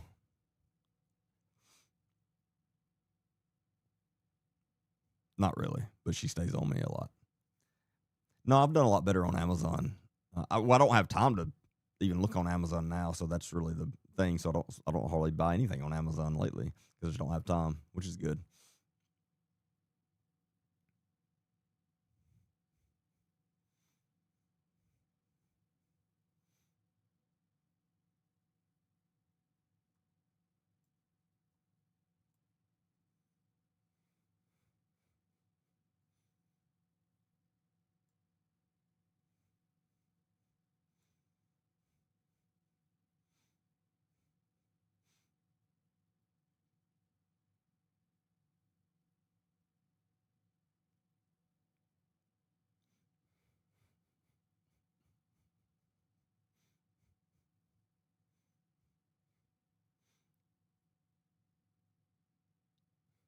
They won't release his phone calls their prison calls anymore, which I think is ridiculous. Because there was a creator that had FOIA'd all their stuff, and all that was put out in the beginning, all their communications when he first got to jail, and there was a lot of sick stuff in there. It really kind of really see who they are and what their worries are. And I think one of the most eye-opening things for me going over, and there's a bunch of correspondence that was out there in the beginning. And I think the most eye-opening thing out of all that for me was just seeing how they truly, and this tells you what you need to know, they truly don't look at this as a crime. I mean, he said himself in his law enforcement statement that he didn't know it was a crime, that he didn't know it was illegal. Which, yes, he did. He just doesn't think it should be illegal, and she doesn't either. That's why they're constantly downplaying this, and that's why she's always acting like it's not a big deal at all, and her minions too. But again, how you could think that that's not a big deal is beyond me. You're a sick, sick, evil person if you think that.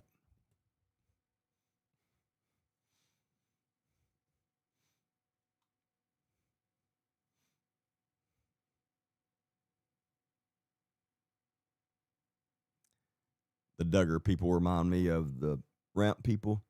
I think that was supposed to be our topic tonight. That was before the exciting DoorDash times and then band times. So let me check TikTok right quick.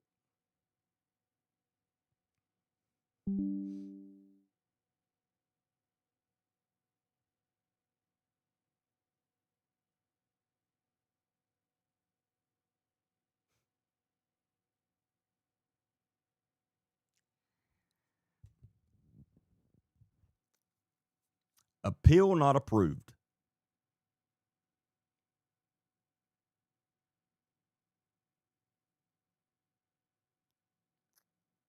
We've reviewed your appeal and found your live violates our community guidelines. Again, I was not even on there.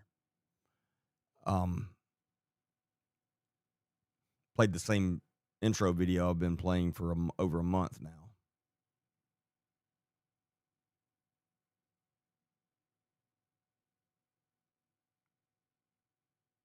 So, I mean, it wasn't an intro video. Appeal not approved.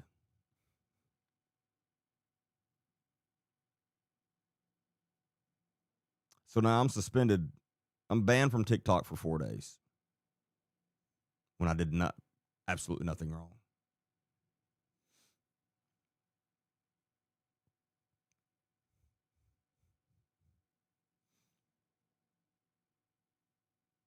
And again, the money I do make, most of it comes from TikTok. So, I mean, that's going to cost me money. Probably a decent amount.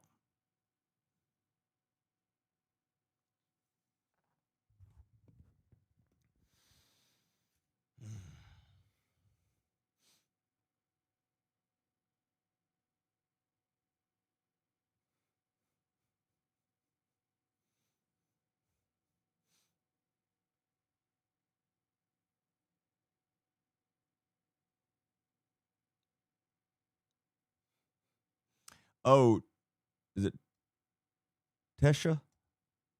Tesha, you're talking about the Jamie guy. Is that who you're talking about? Some of my team was confused about what you're talking about.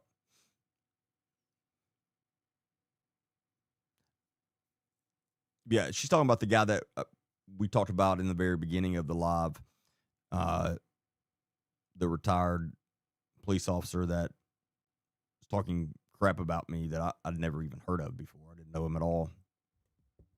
And he blocked me. I'd never in my life been on his page, never watched a video of his, and he blocked me. But that's who she's talking about. And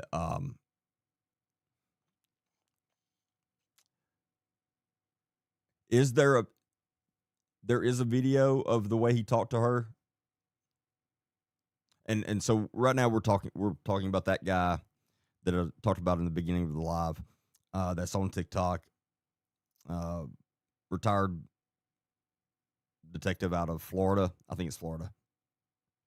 And he's like 60 something years old, but he has the maturity of Brittany Stapleton, apparently. But he did another creator very wrong. Very wrong. And she did a lot for him. She's a pretty big creator. She has quite a bit of followers.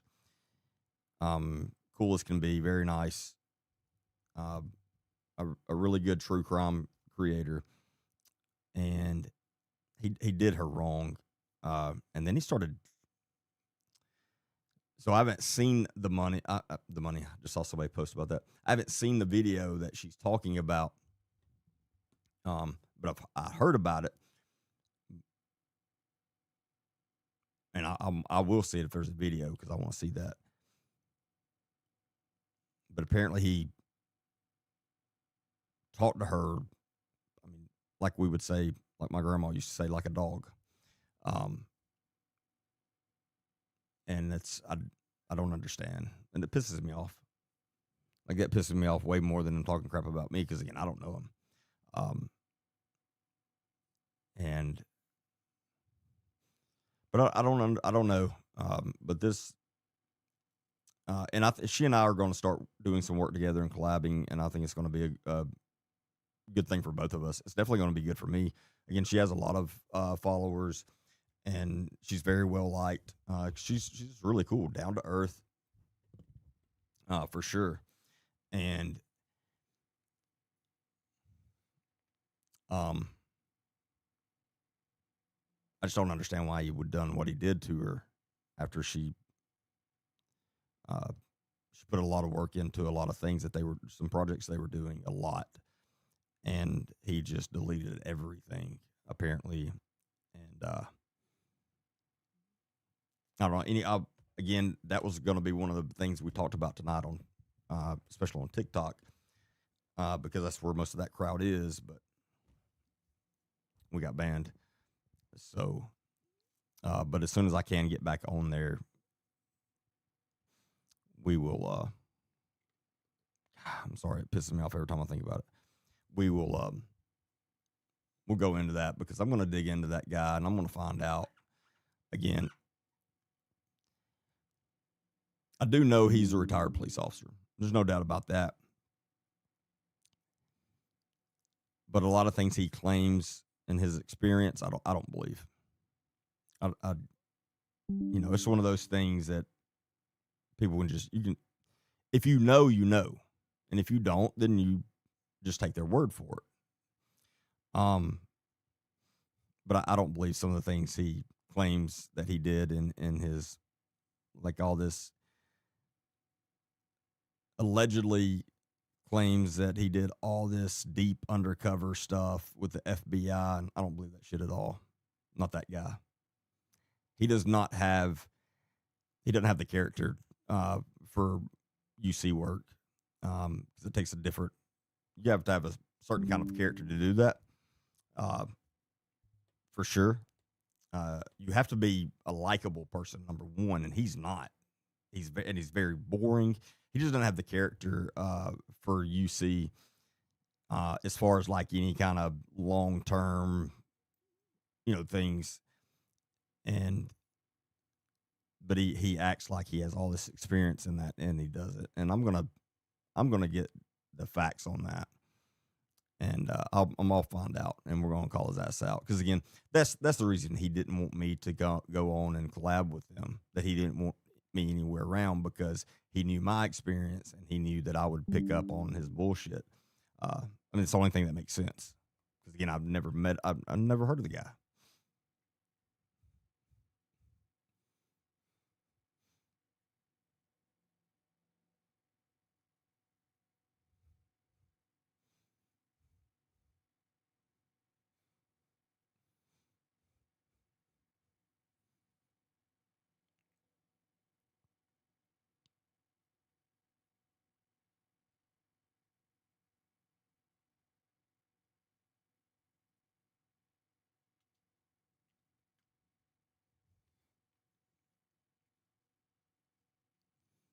What do you mean? I can't believe people want to actually be on live with her. Are you talking about him or her? Did you misspeak?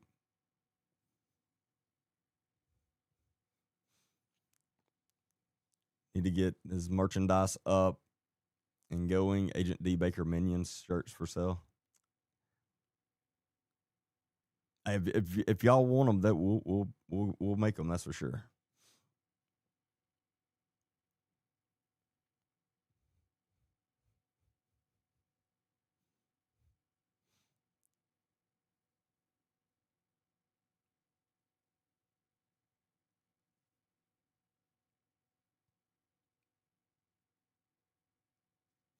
All right, I'm going to take a quick break, and then I do want to talk about the ramp, because there's a couple things I want to address that I've seen, and I guess you call it analyzed. It's not that serious, but I guess that's the best way for it. With this Karen Wheaton, that's very interesting. And again, as I said the other night, that this story's not going away, and it shouldn't. And I will be talking about Karen Wheaton until she's taken down, for sure. But let me take a quick break. I'm afraid to, but y'all got me afraid to play my commercials now. I don't.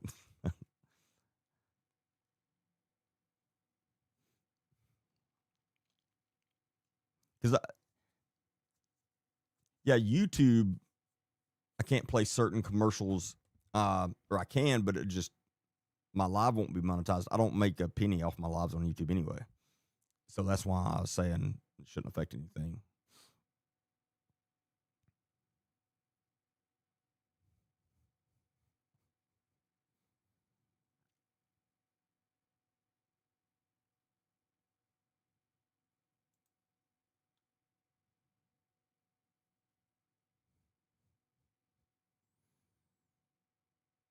Hey guys, you all know how health conscious I am. I haven't had a single carbonated drink in over 20 years because I'm extremely careful about what I put into my body. So when I tell you I'm partnering with Dubby, you know it's the real deal. I will never partner with any brand that I don't use myself. Now, Dubby is zero sugar, jitter free, crash free, no artificial dyes or colors, none of that garbage. Just clean energy that actually tastes incredible. I've been drinking it every day, and I'm genuinely impressed. If you want to upgrade your energy too, use my code Agent D Baker for 10% off. Link in bio. Go be better with me.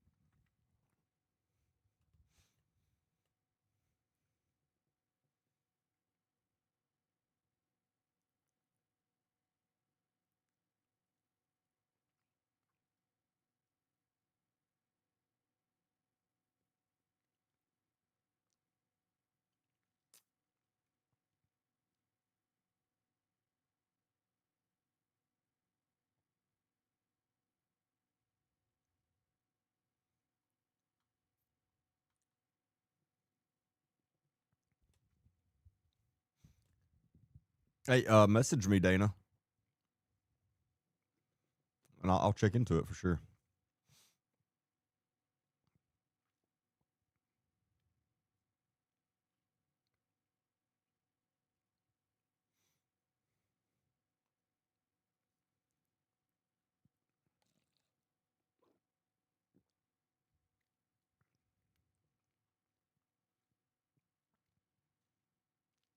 Oh, one more second.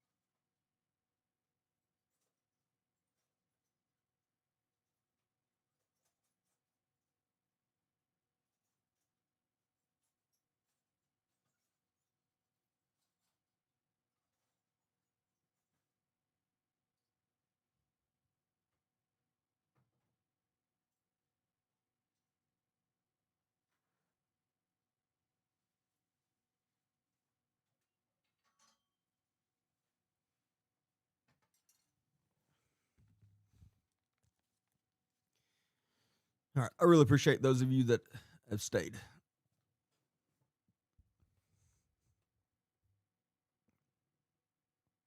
Let me see.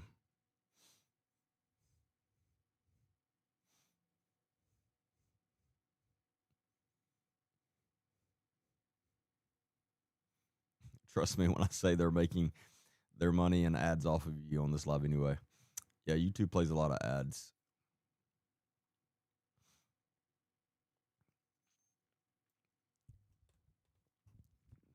All right. Oh man, I hope. Hold on.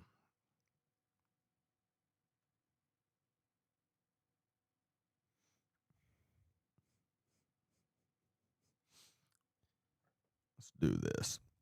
So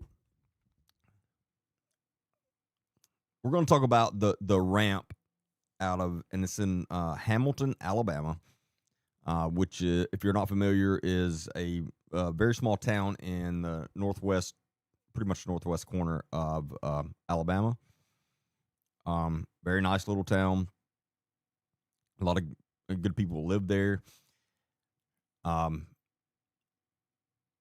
And the ramp is, I'm not going to call it a ministry or a Christian church because that's not what it is. It's a cult. They called themselves a ministry and church and even a college, but they're a cult. And on the 17th, I think it was on the 17th of March, so just a few weeks ago, it was made public that their what we have now found out was their CFO, their chief financial officer, second in charge of the entire thing, had been accused of SAing minors, and he admitted to it with at least two different victims. And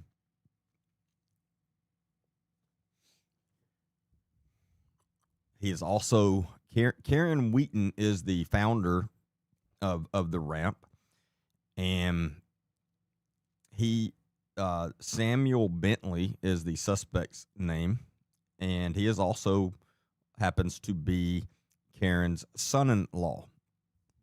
Now, we went over her statement that she put out the other night, so I'm not going to do all that again.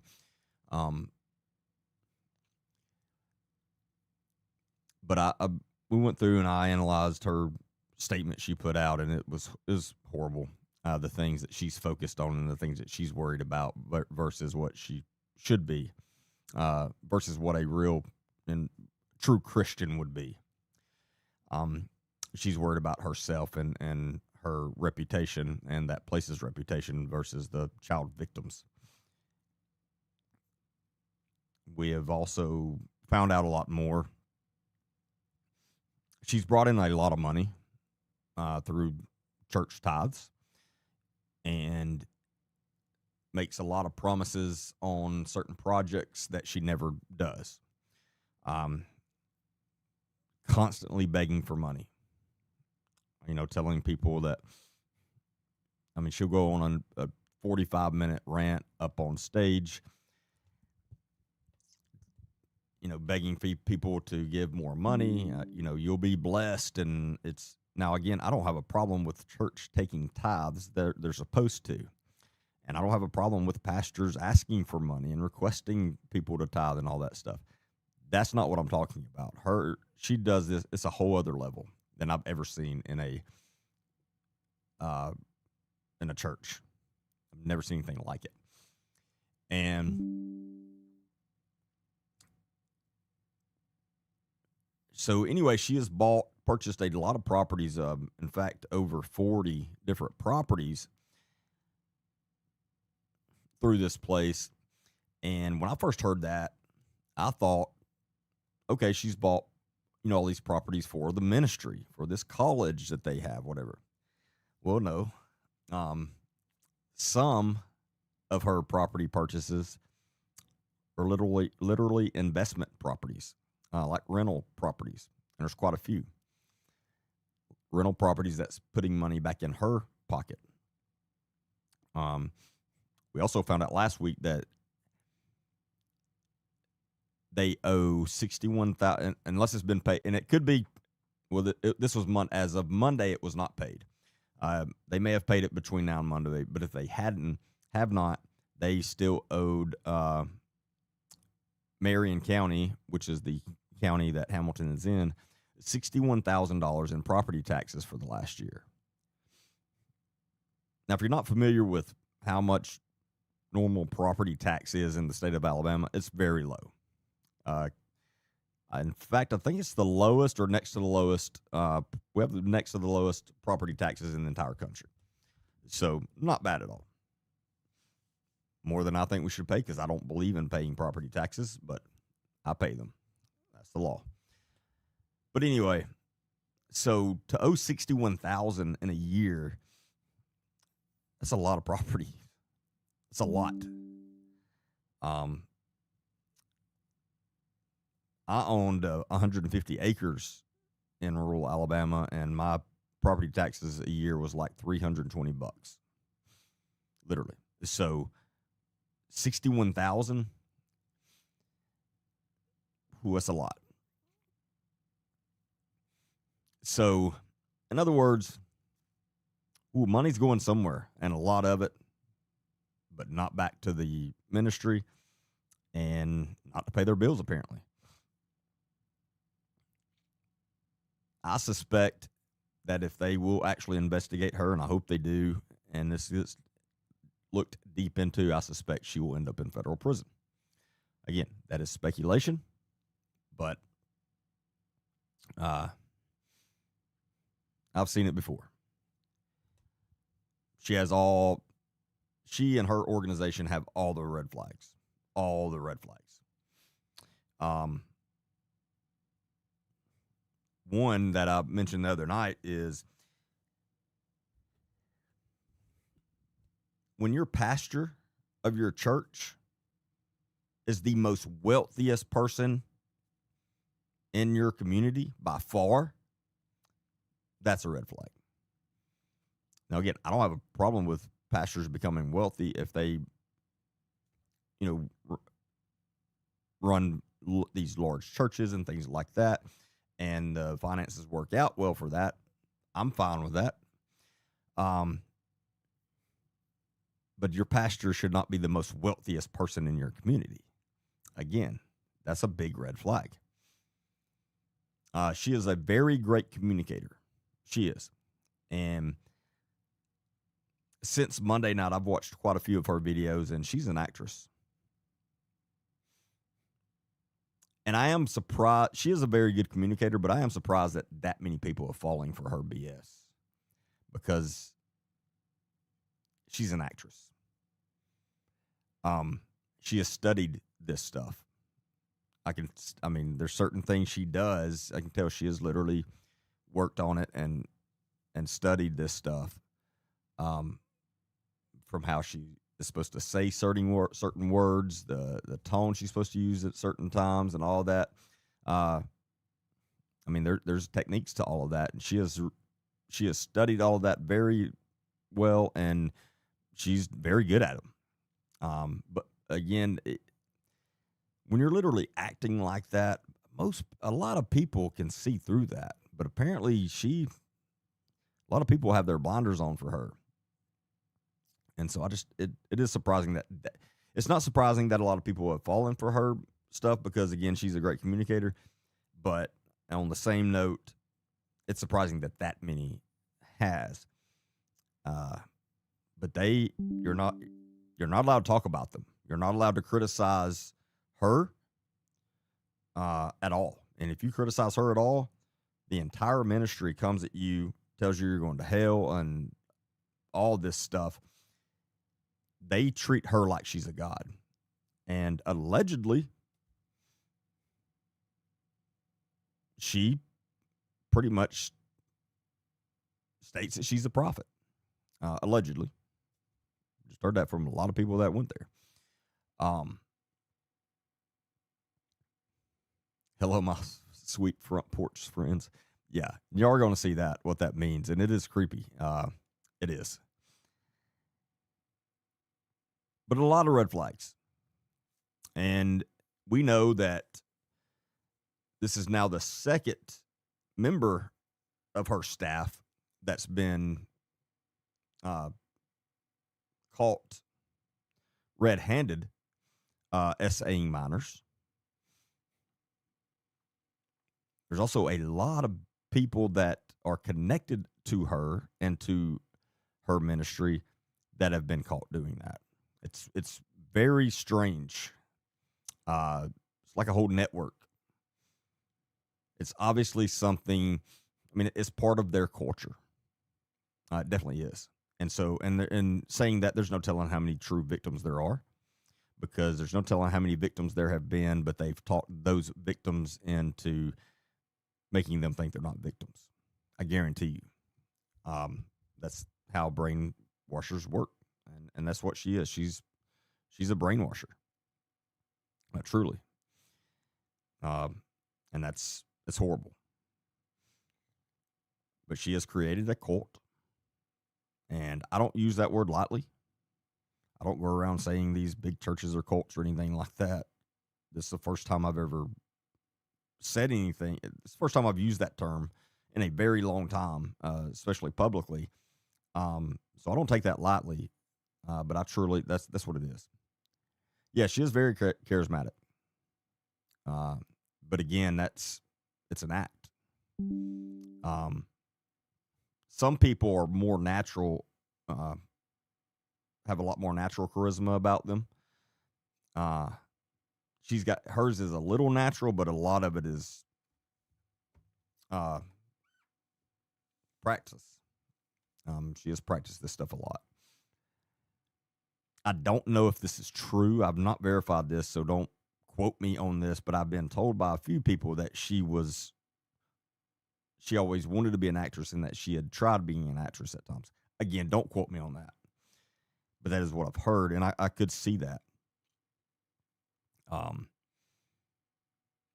So this came out around 2 weeks ago, and I'm going to play y'all the video that she put out. Let me pull it up and I'll tell you exactly what day it was because I don't remember for sure. Hold on, that's not why I need to do this. Hey guys, you all know how health conscious I am. I haven't had sorry.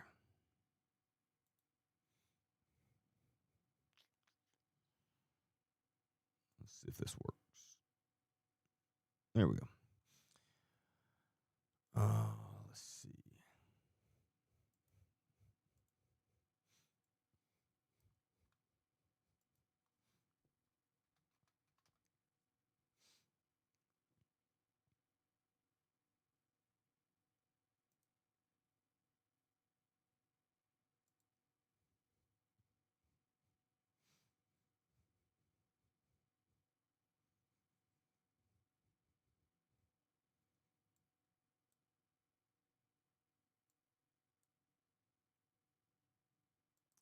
I pray that you will understand the incredible greatness of God. I think this is it. Hello, my front porch friend. Well, somebody just dropped in to give you a big hello. Palmer and I are hanging out on the porch today on this perfectly gorgeous spring day, enjoying every minute of it with my unfortunately melted iced tea. So before we really get into it, pick this up or know this, and you're going to see it. She is playing the victim in this. So understand, her second in charge, who also just happens to be her son-in-law, has now admitted to SAing minors in her ministry. Now, according to her statement, they have verified that none of this happened, or there's no evidence that any of this happened on the property or had any relation to the ministry, which is not true because that's how they met. That's how they knew the guy. That's how the guy knew the victims. But so keep that in mind. This all just came out and this is blowing up. This is not good for her. This is not good for her organization at all. And I want you to pick out the things where she is she's the victim. And it makes me sick. Yeah, I've been back here for quite a while.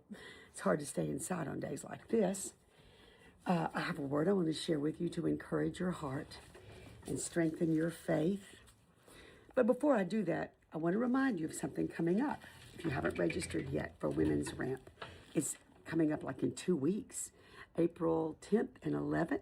I'm going to put the information up on the screen for you in just a moment. But I do want to ask all the you women, make sure you take notes on that. Already registered, you don't want to miss this. Thank you. If you haven't registered yet, I want make sure you pay her money and go to this. As friend to friend, to join me for this conference. I told my daughter this week, we've never been where we are. And this is where she's a good communicator. Again, this is taught stuff. You're supposed to make everyone watching this feel like you're talking directly to that person. So you're not supposed to use the word y'all and have y'all seen this? You know, can y'all believe that? You know, what you're supposed to say you. That's what you're supposed to do. And that makes it feel more personable to everyone watching. Well, she's aware of this. And again, this is a learned behavior. And she's practiced it a lot. And she's very good at it. She's good at making it seemed like she's talking to you specifically, no matter if there's 10,000 people watching. In our nation, in our world, but even also in our personal lives, you and me. And I feel like this conference is going to be a bit different. And I've told her, I said, I feel like this conference is a call to prayer. She just grabbed the audience and she pulled them to her heart. That's a technique. Very blatant, but that's what she's doing. Again, this is a behavior learn technique, but she knows what she's doing. She just pulled you all straight to her heart. And I'm calling the intercessors to come. I'm asking you, as a friend, if this stirs and moves your heart when you just hear that word, the call for intercessors, then I believe you're supposed to join me. That's what Front Porch Friends are. They're intercessors. And if there's any way, maybe you didn't even plan to come, but now you're hearing this call and you say that resonates with my spirit. That resonates with my heart. She just pulled you into her heart, and now she's telling you, now this resonates with your heart now. And it works on a lot of, this is, again, it works. I'm not faulting her for that. I just want people to understand this is not genuine as far as the way I think you should be when you're talking about a God calling you to do something and you asking people to pay you money to come be a part of something God is putting on and bringing to your hearts. You shouldn't be acting. That frustrates me. Now, if you're a paid speaker and you're up on stage and hey, that's what you're supposed to do. She's good at it. I believe I'm supposed to go. I'm just going to give the information in the caption that you can register quickly.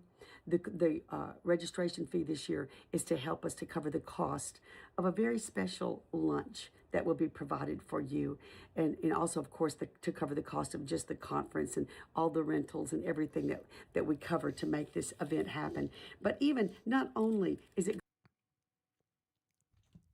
the way she's going into detail about what the registration fee is for, that's not normal. That's not normal. She now knows that a lot of people are going to be questioning her and her ministry and questioning the money. Well, she knows people have been questioning the money. She knows this stuff. And so subconsciously, she feels like she has to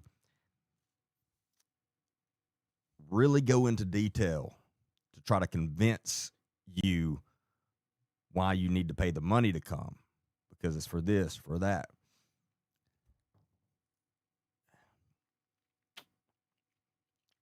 I don't know of a true Christian camp or whatever you want to call it. Now, a lot of them charge a fee. Again, it's for the food, whatever. But everyone that I've ever been a part of also says, but we do not want money keeping you from coming. So if you just can't afford it, message us. And we will get you.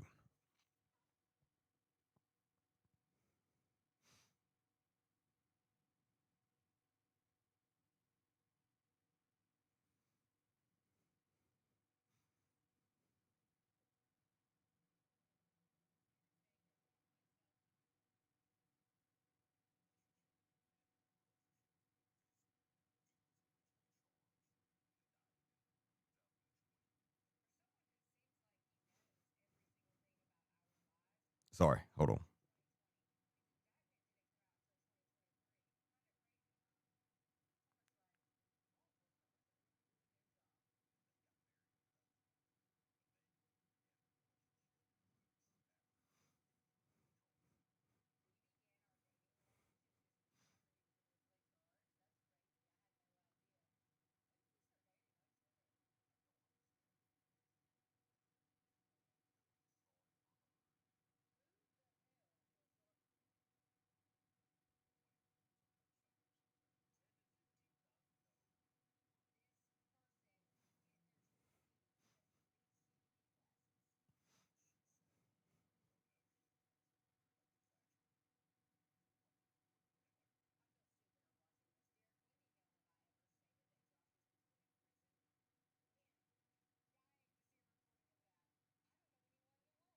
All right, I'm gonna say, Brittany put her part 2 out. My team had sent it to me.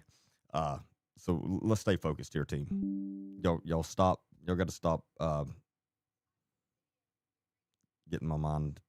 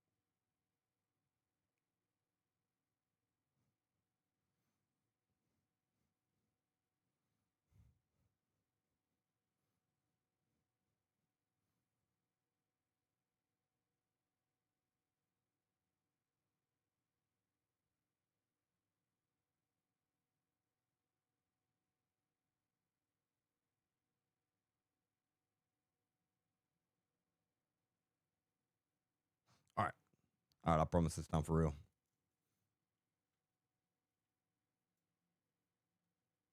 All right. Going to be a time of just worship and the word of God being released by Judy Jacobs, Devin Wallace. They'll be there to minister to you. I'll be ministering to you. But also, this is a time to seek the Lord together. I want to pray with you, and I'm asking you as a friend to pray with me. So will you do that? And just let us know that you're coming. Will you pray with me?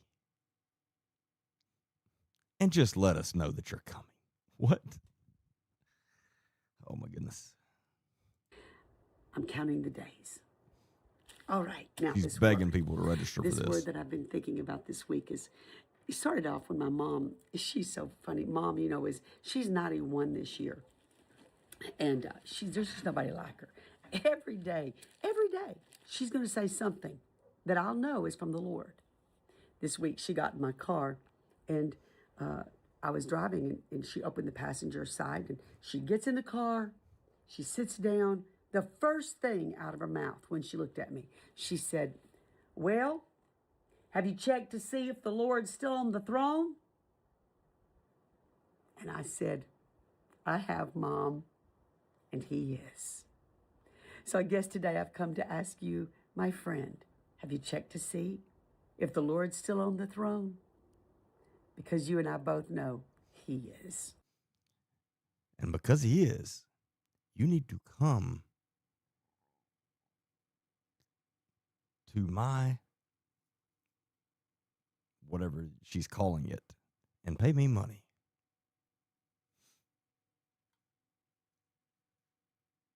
Well, I lost my mouse.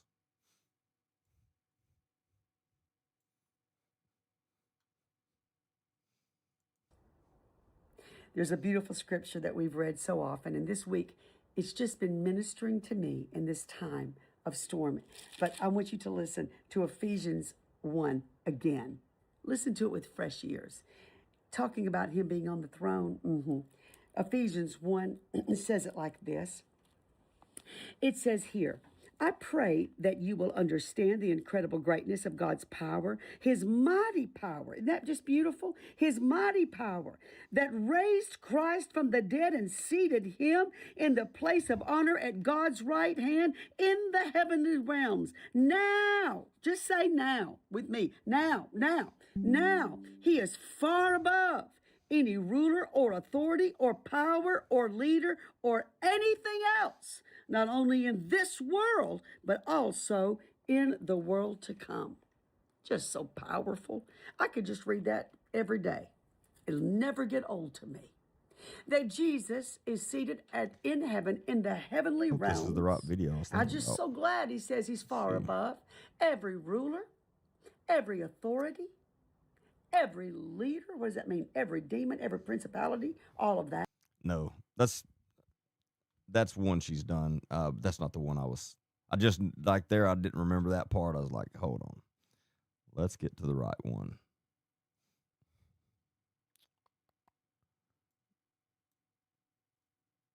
Maybe, somehow.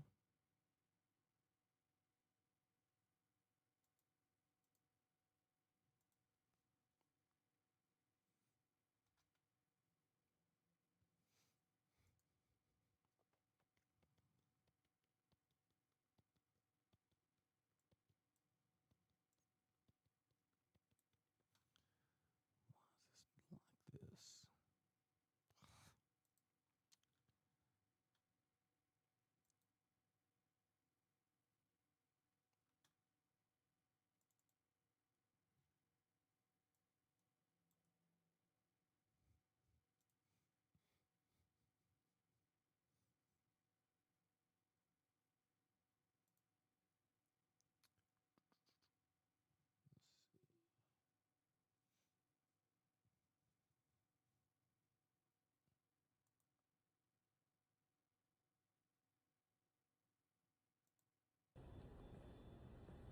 Hello, my front porch friend.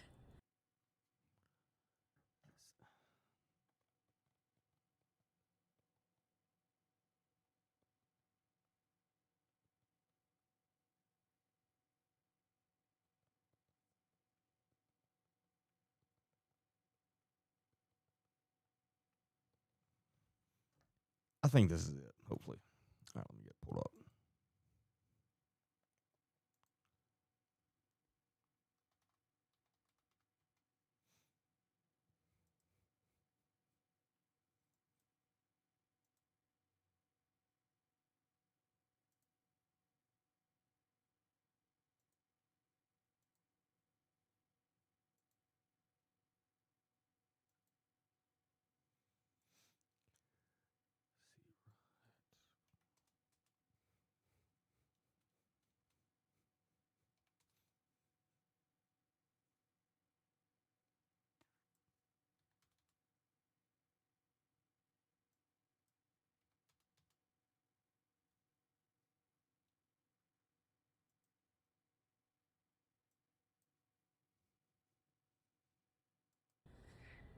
It's good to be with you. In the mill house, just us. Just us. In the presence of the Lord. Just us two. Our time together tonight is going to be just a bit different. Yesterday, I shared with you a very personal and painful message.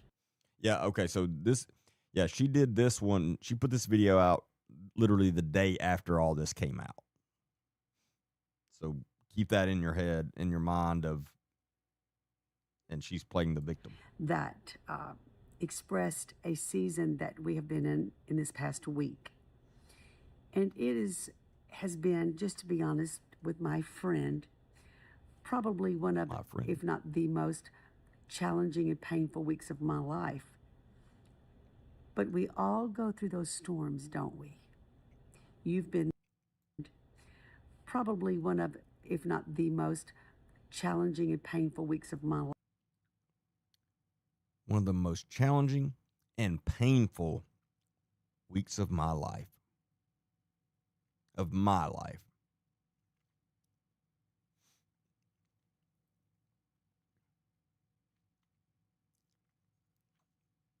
like she's the victim in this.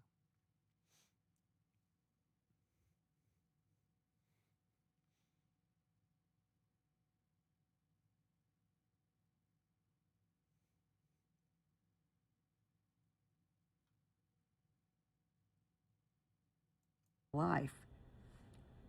But we all go through those storms, don't we? You've been. You know what storms everybody doesn't go through, but a lot of people do, unfortunately? Children of child predators.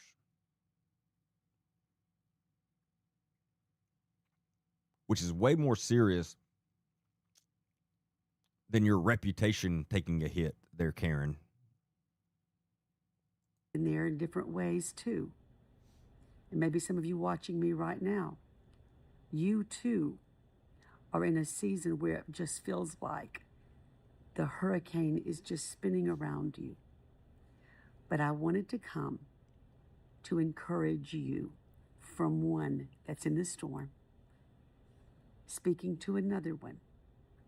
I wanted to encourage you about the safe place that we can have inside our Father. I can tell you that in the middle of the storm, there is that calm when everything else seems out of control. There's a place in Him. You think those victims are feeling that calm? No. Unfortunately, I hope they are, and I pray they are, but unfortunately, I doubt they are. But she can feel the calm in the middle of the storm, and so that's all that matters.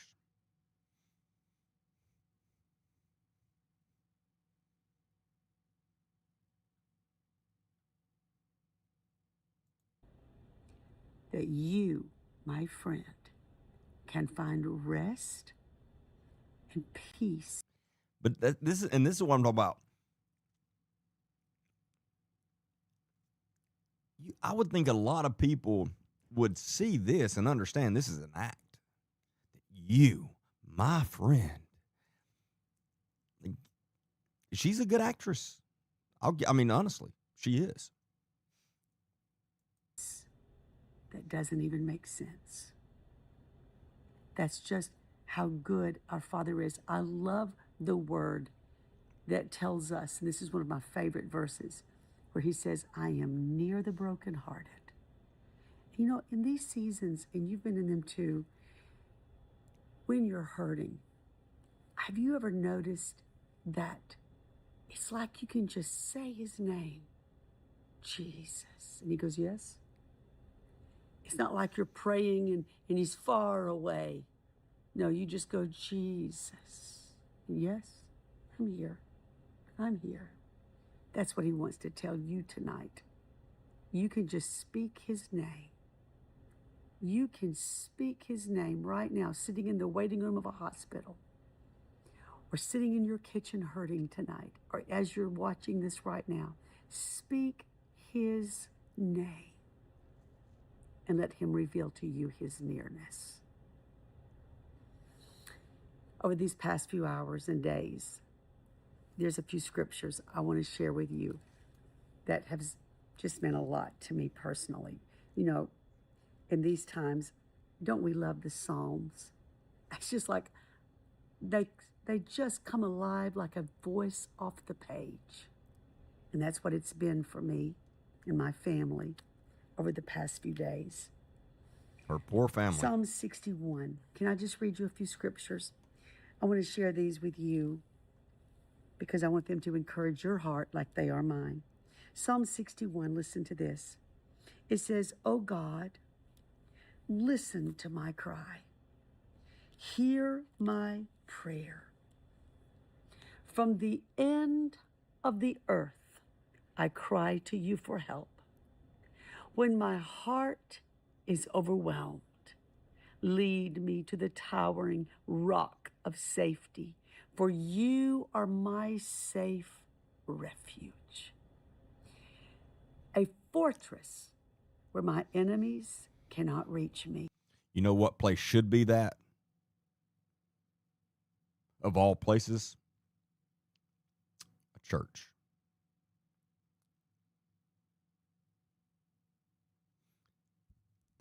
Isn't it ironic that she's reading this scripture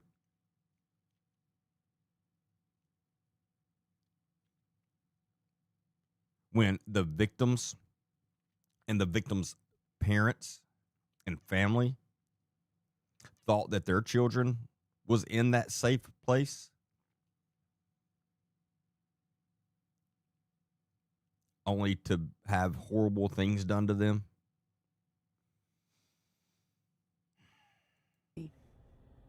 Let me live forever in your sanctuary, safe beneath the shelter of your wings.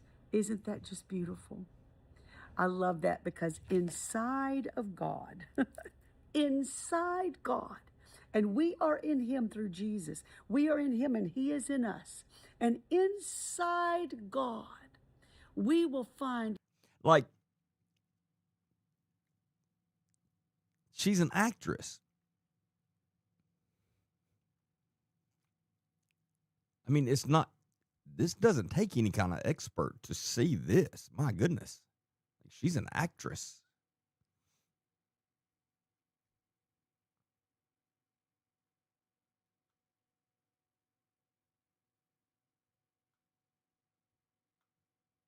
To want to act in Christian soap operas. She talked about it often. Yeah, then I'd heard that.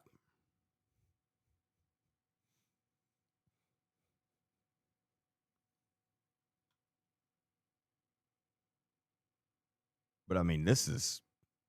Look at that, a refuge inside God.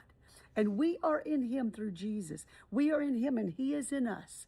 And inside God, we will find, look at that, a refuge, a place to run.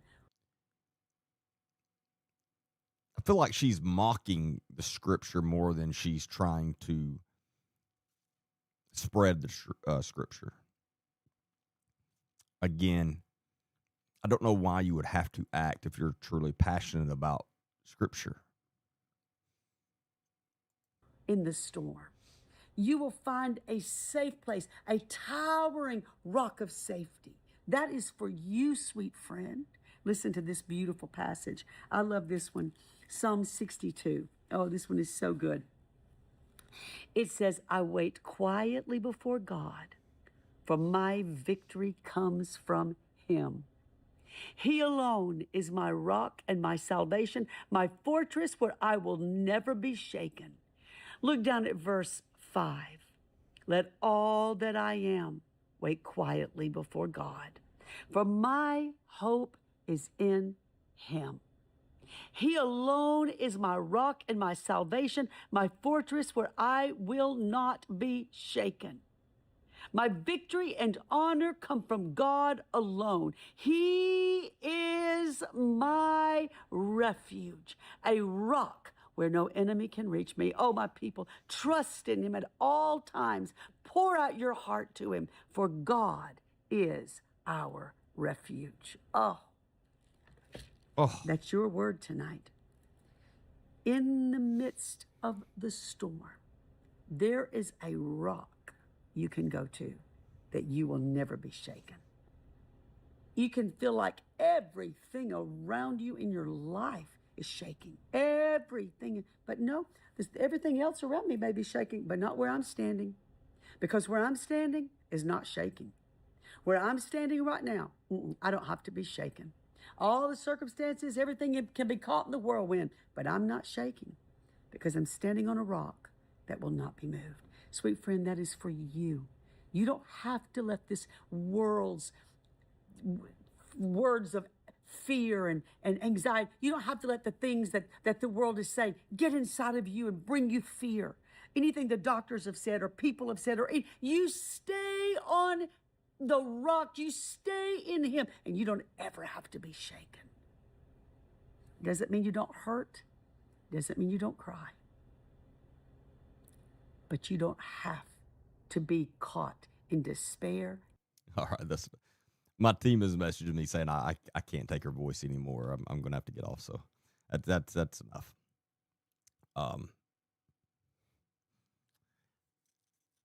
You get the idea though. But I mean seriously though, and I mean I would never sit here and mock someone trying to preach the word of Christ ever. She's the one mocking the scripture, and that's just horrible. Because again, you when you're truly passionate about something, you don't have to act. And hell of a performance.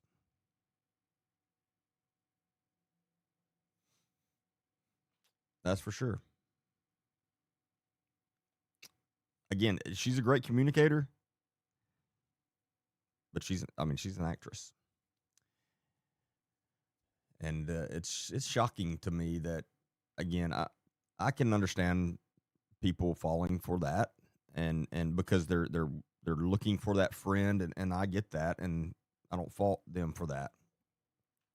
But as many people as that has fallen for her and given the amount of money they've given to her, that's crazy to me.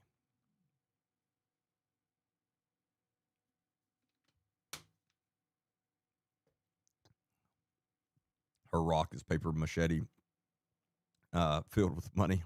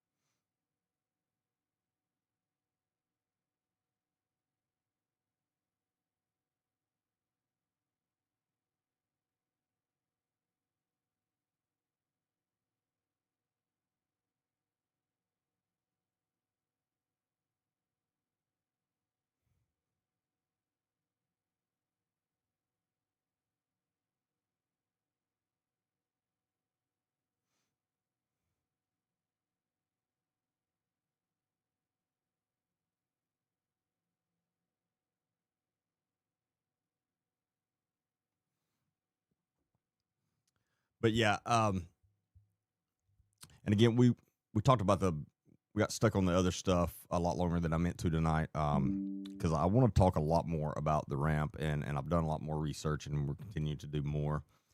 And because it gets deep, it gets real deep, and I'm afraid the more we dig, the more we're going to find.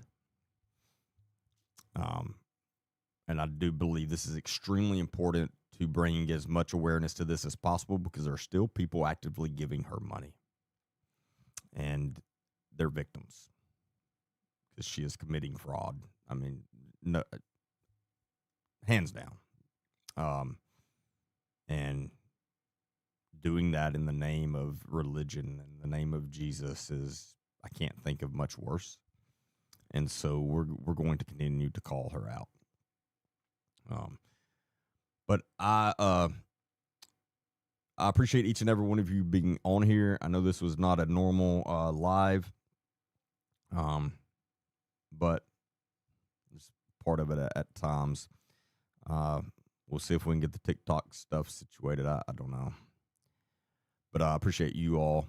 If you're not following me or subscribing, please do. And again, if you're not subscribed to my channel on YouTube, please go do that. I would really appreciate that. And you can find it under Agent D Baker. We got a lot more coming up. Some good stuff. There's more.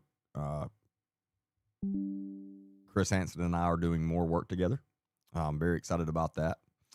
We've got some other things in the plans, and I'm looking forward to that. And we've done some other stuff already, but we've got more planned as well. But I think we're going to do some really good things, and I'm excited about that. And that's thanks to you all for pushing my stuff out and enjoying, I guess, listening to me. But I hope you all have a great rest of your Wednesday night. I will be back Friday night, and we're going to talk a lot more about the ramp, and we'll go from there.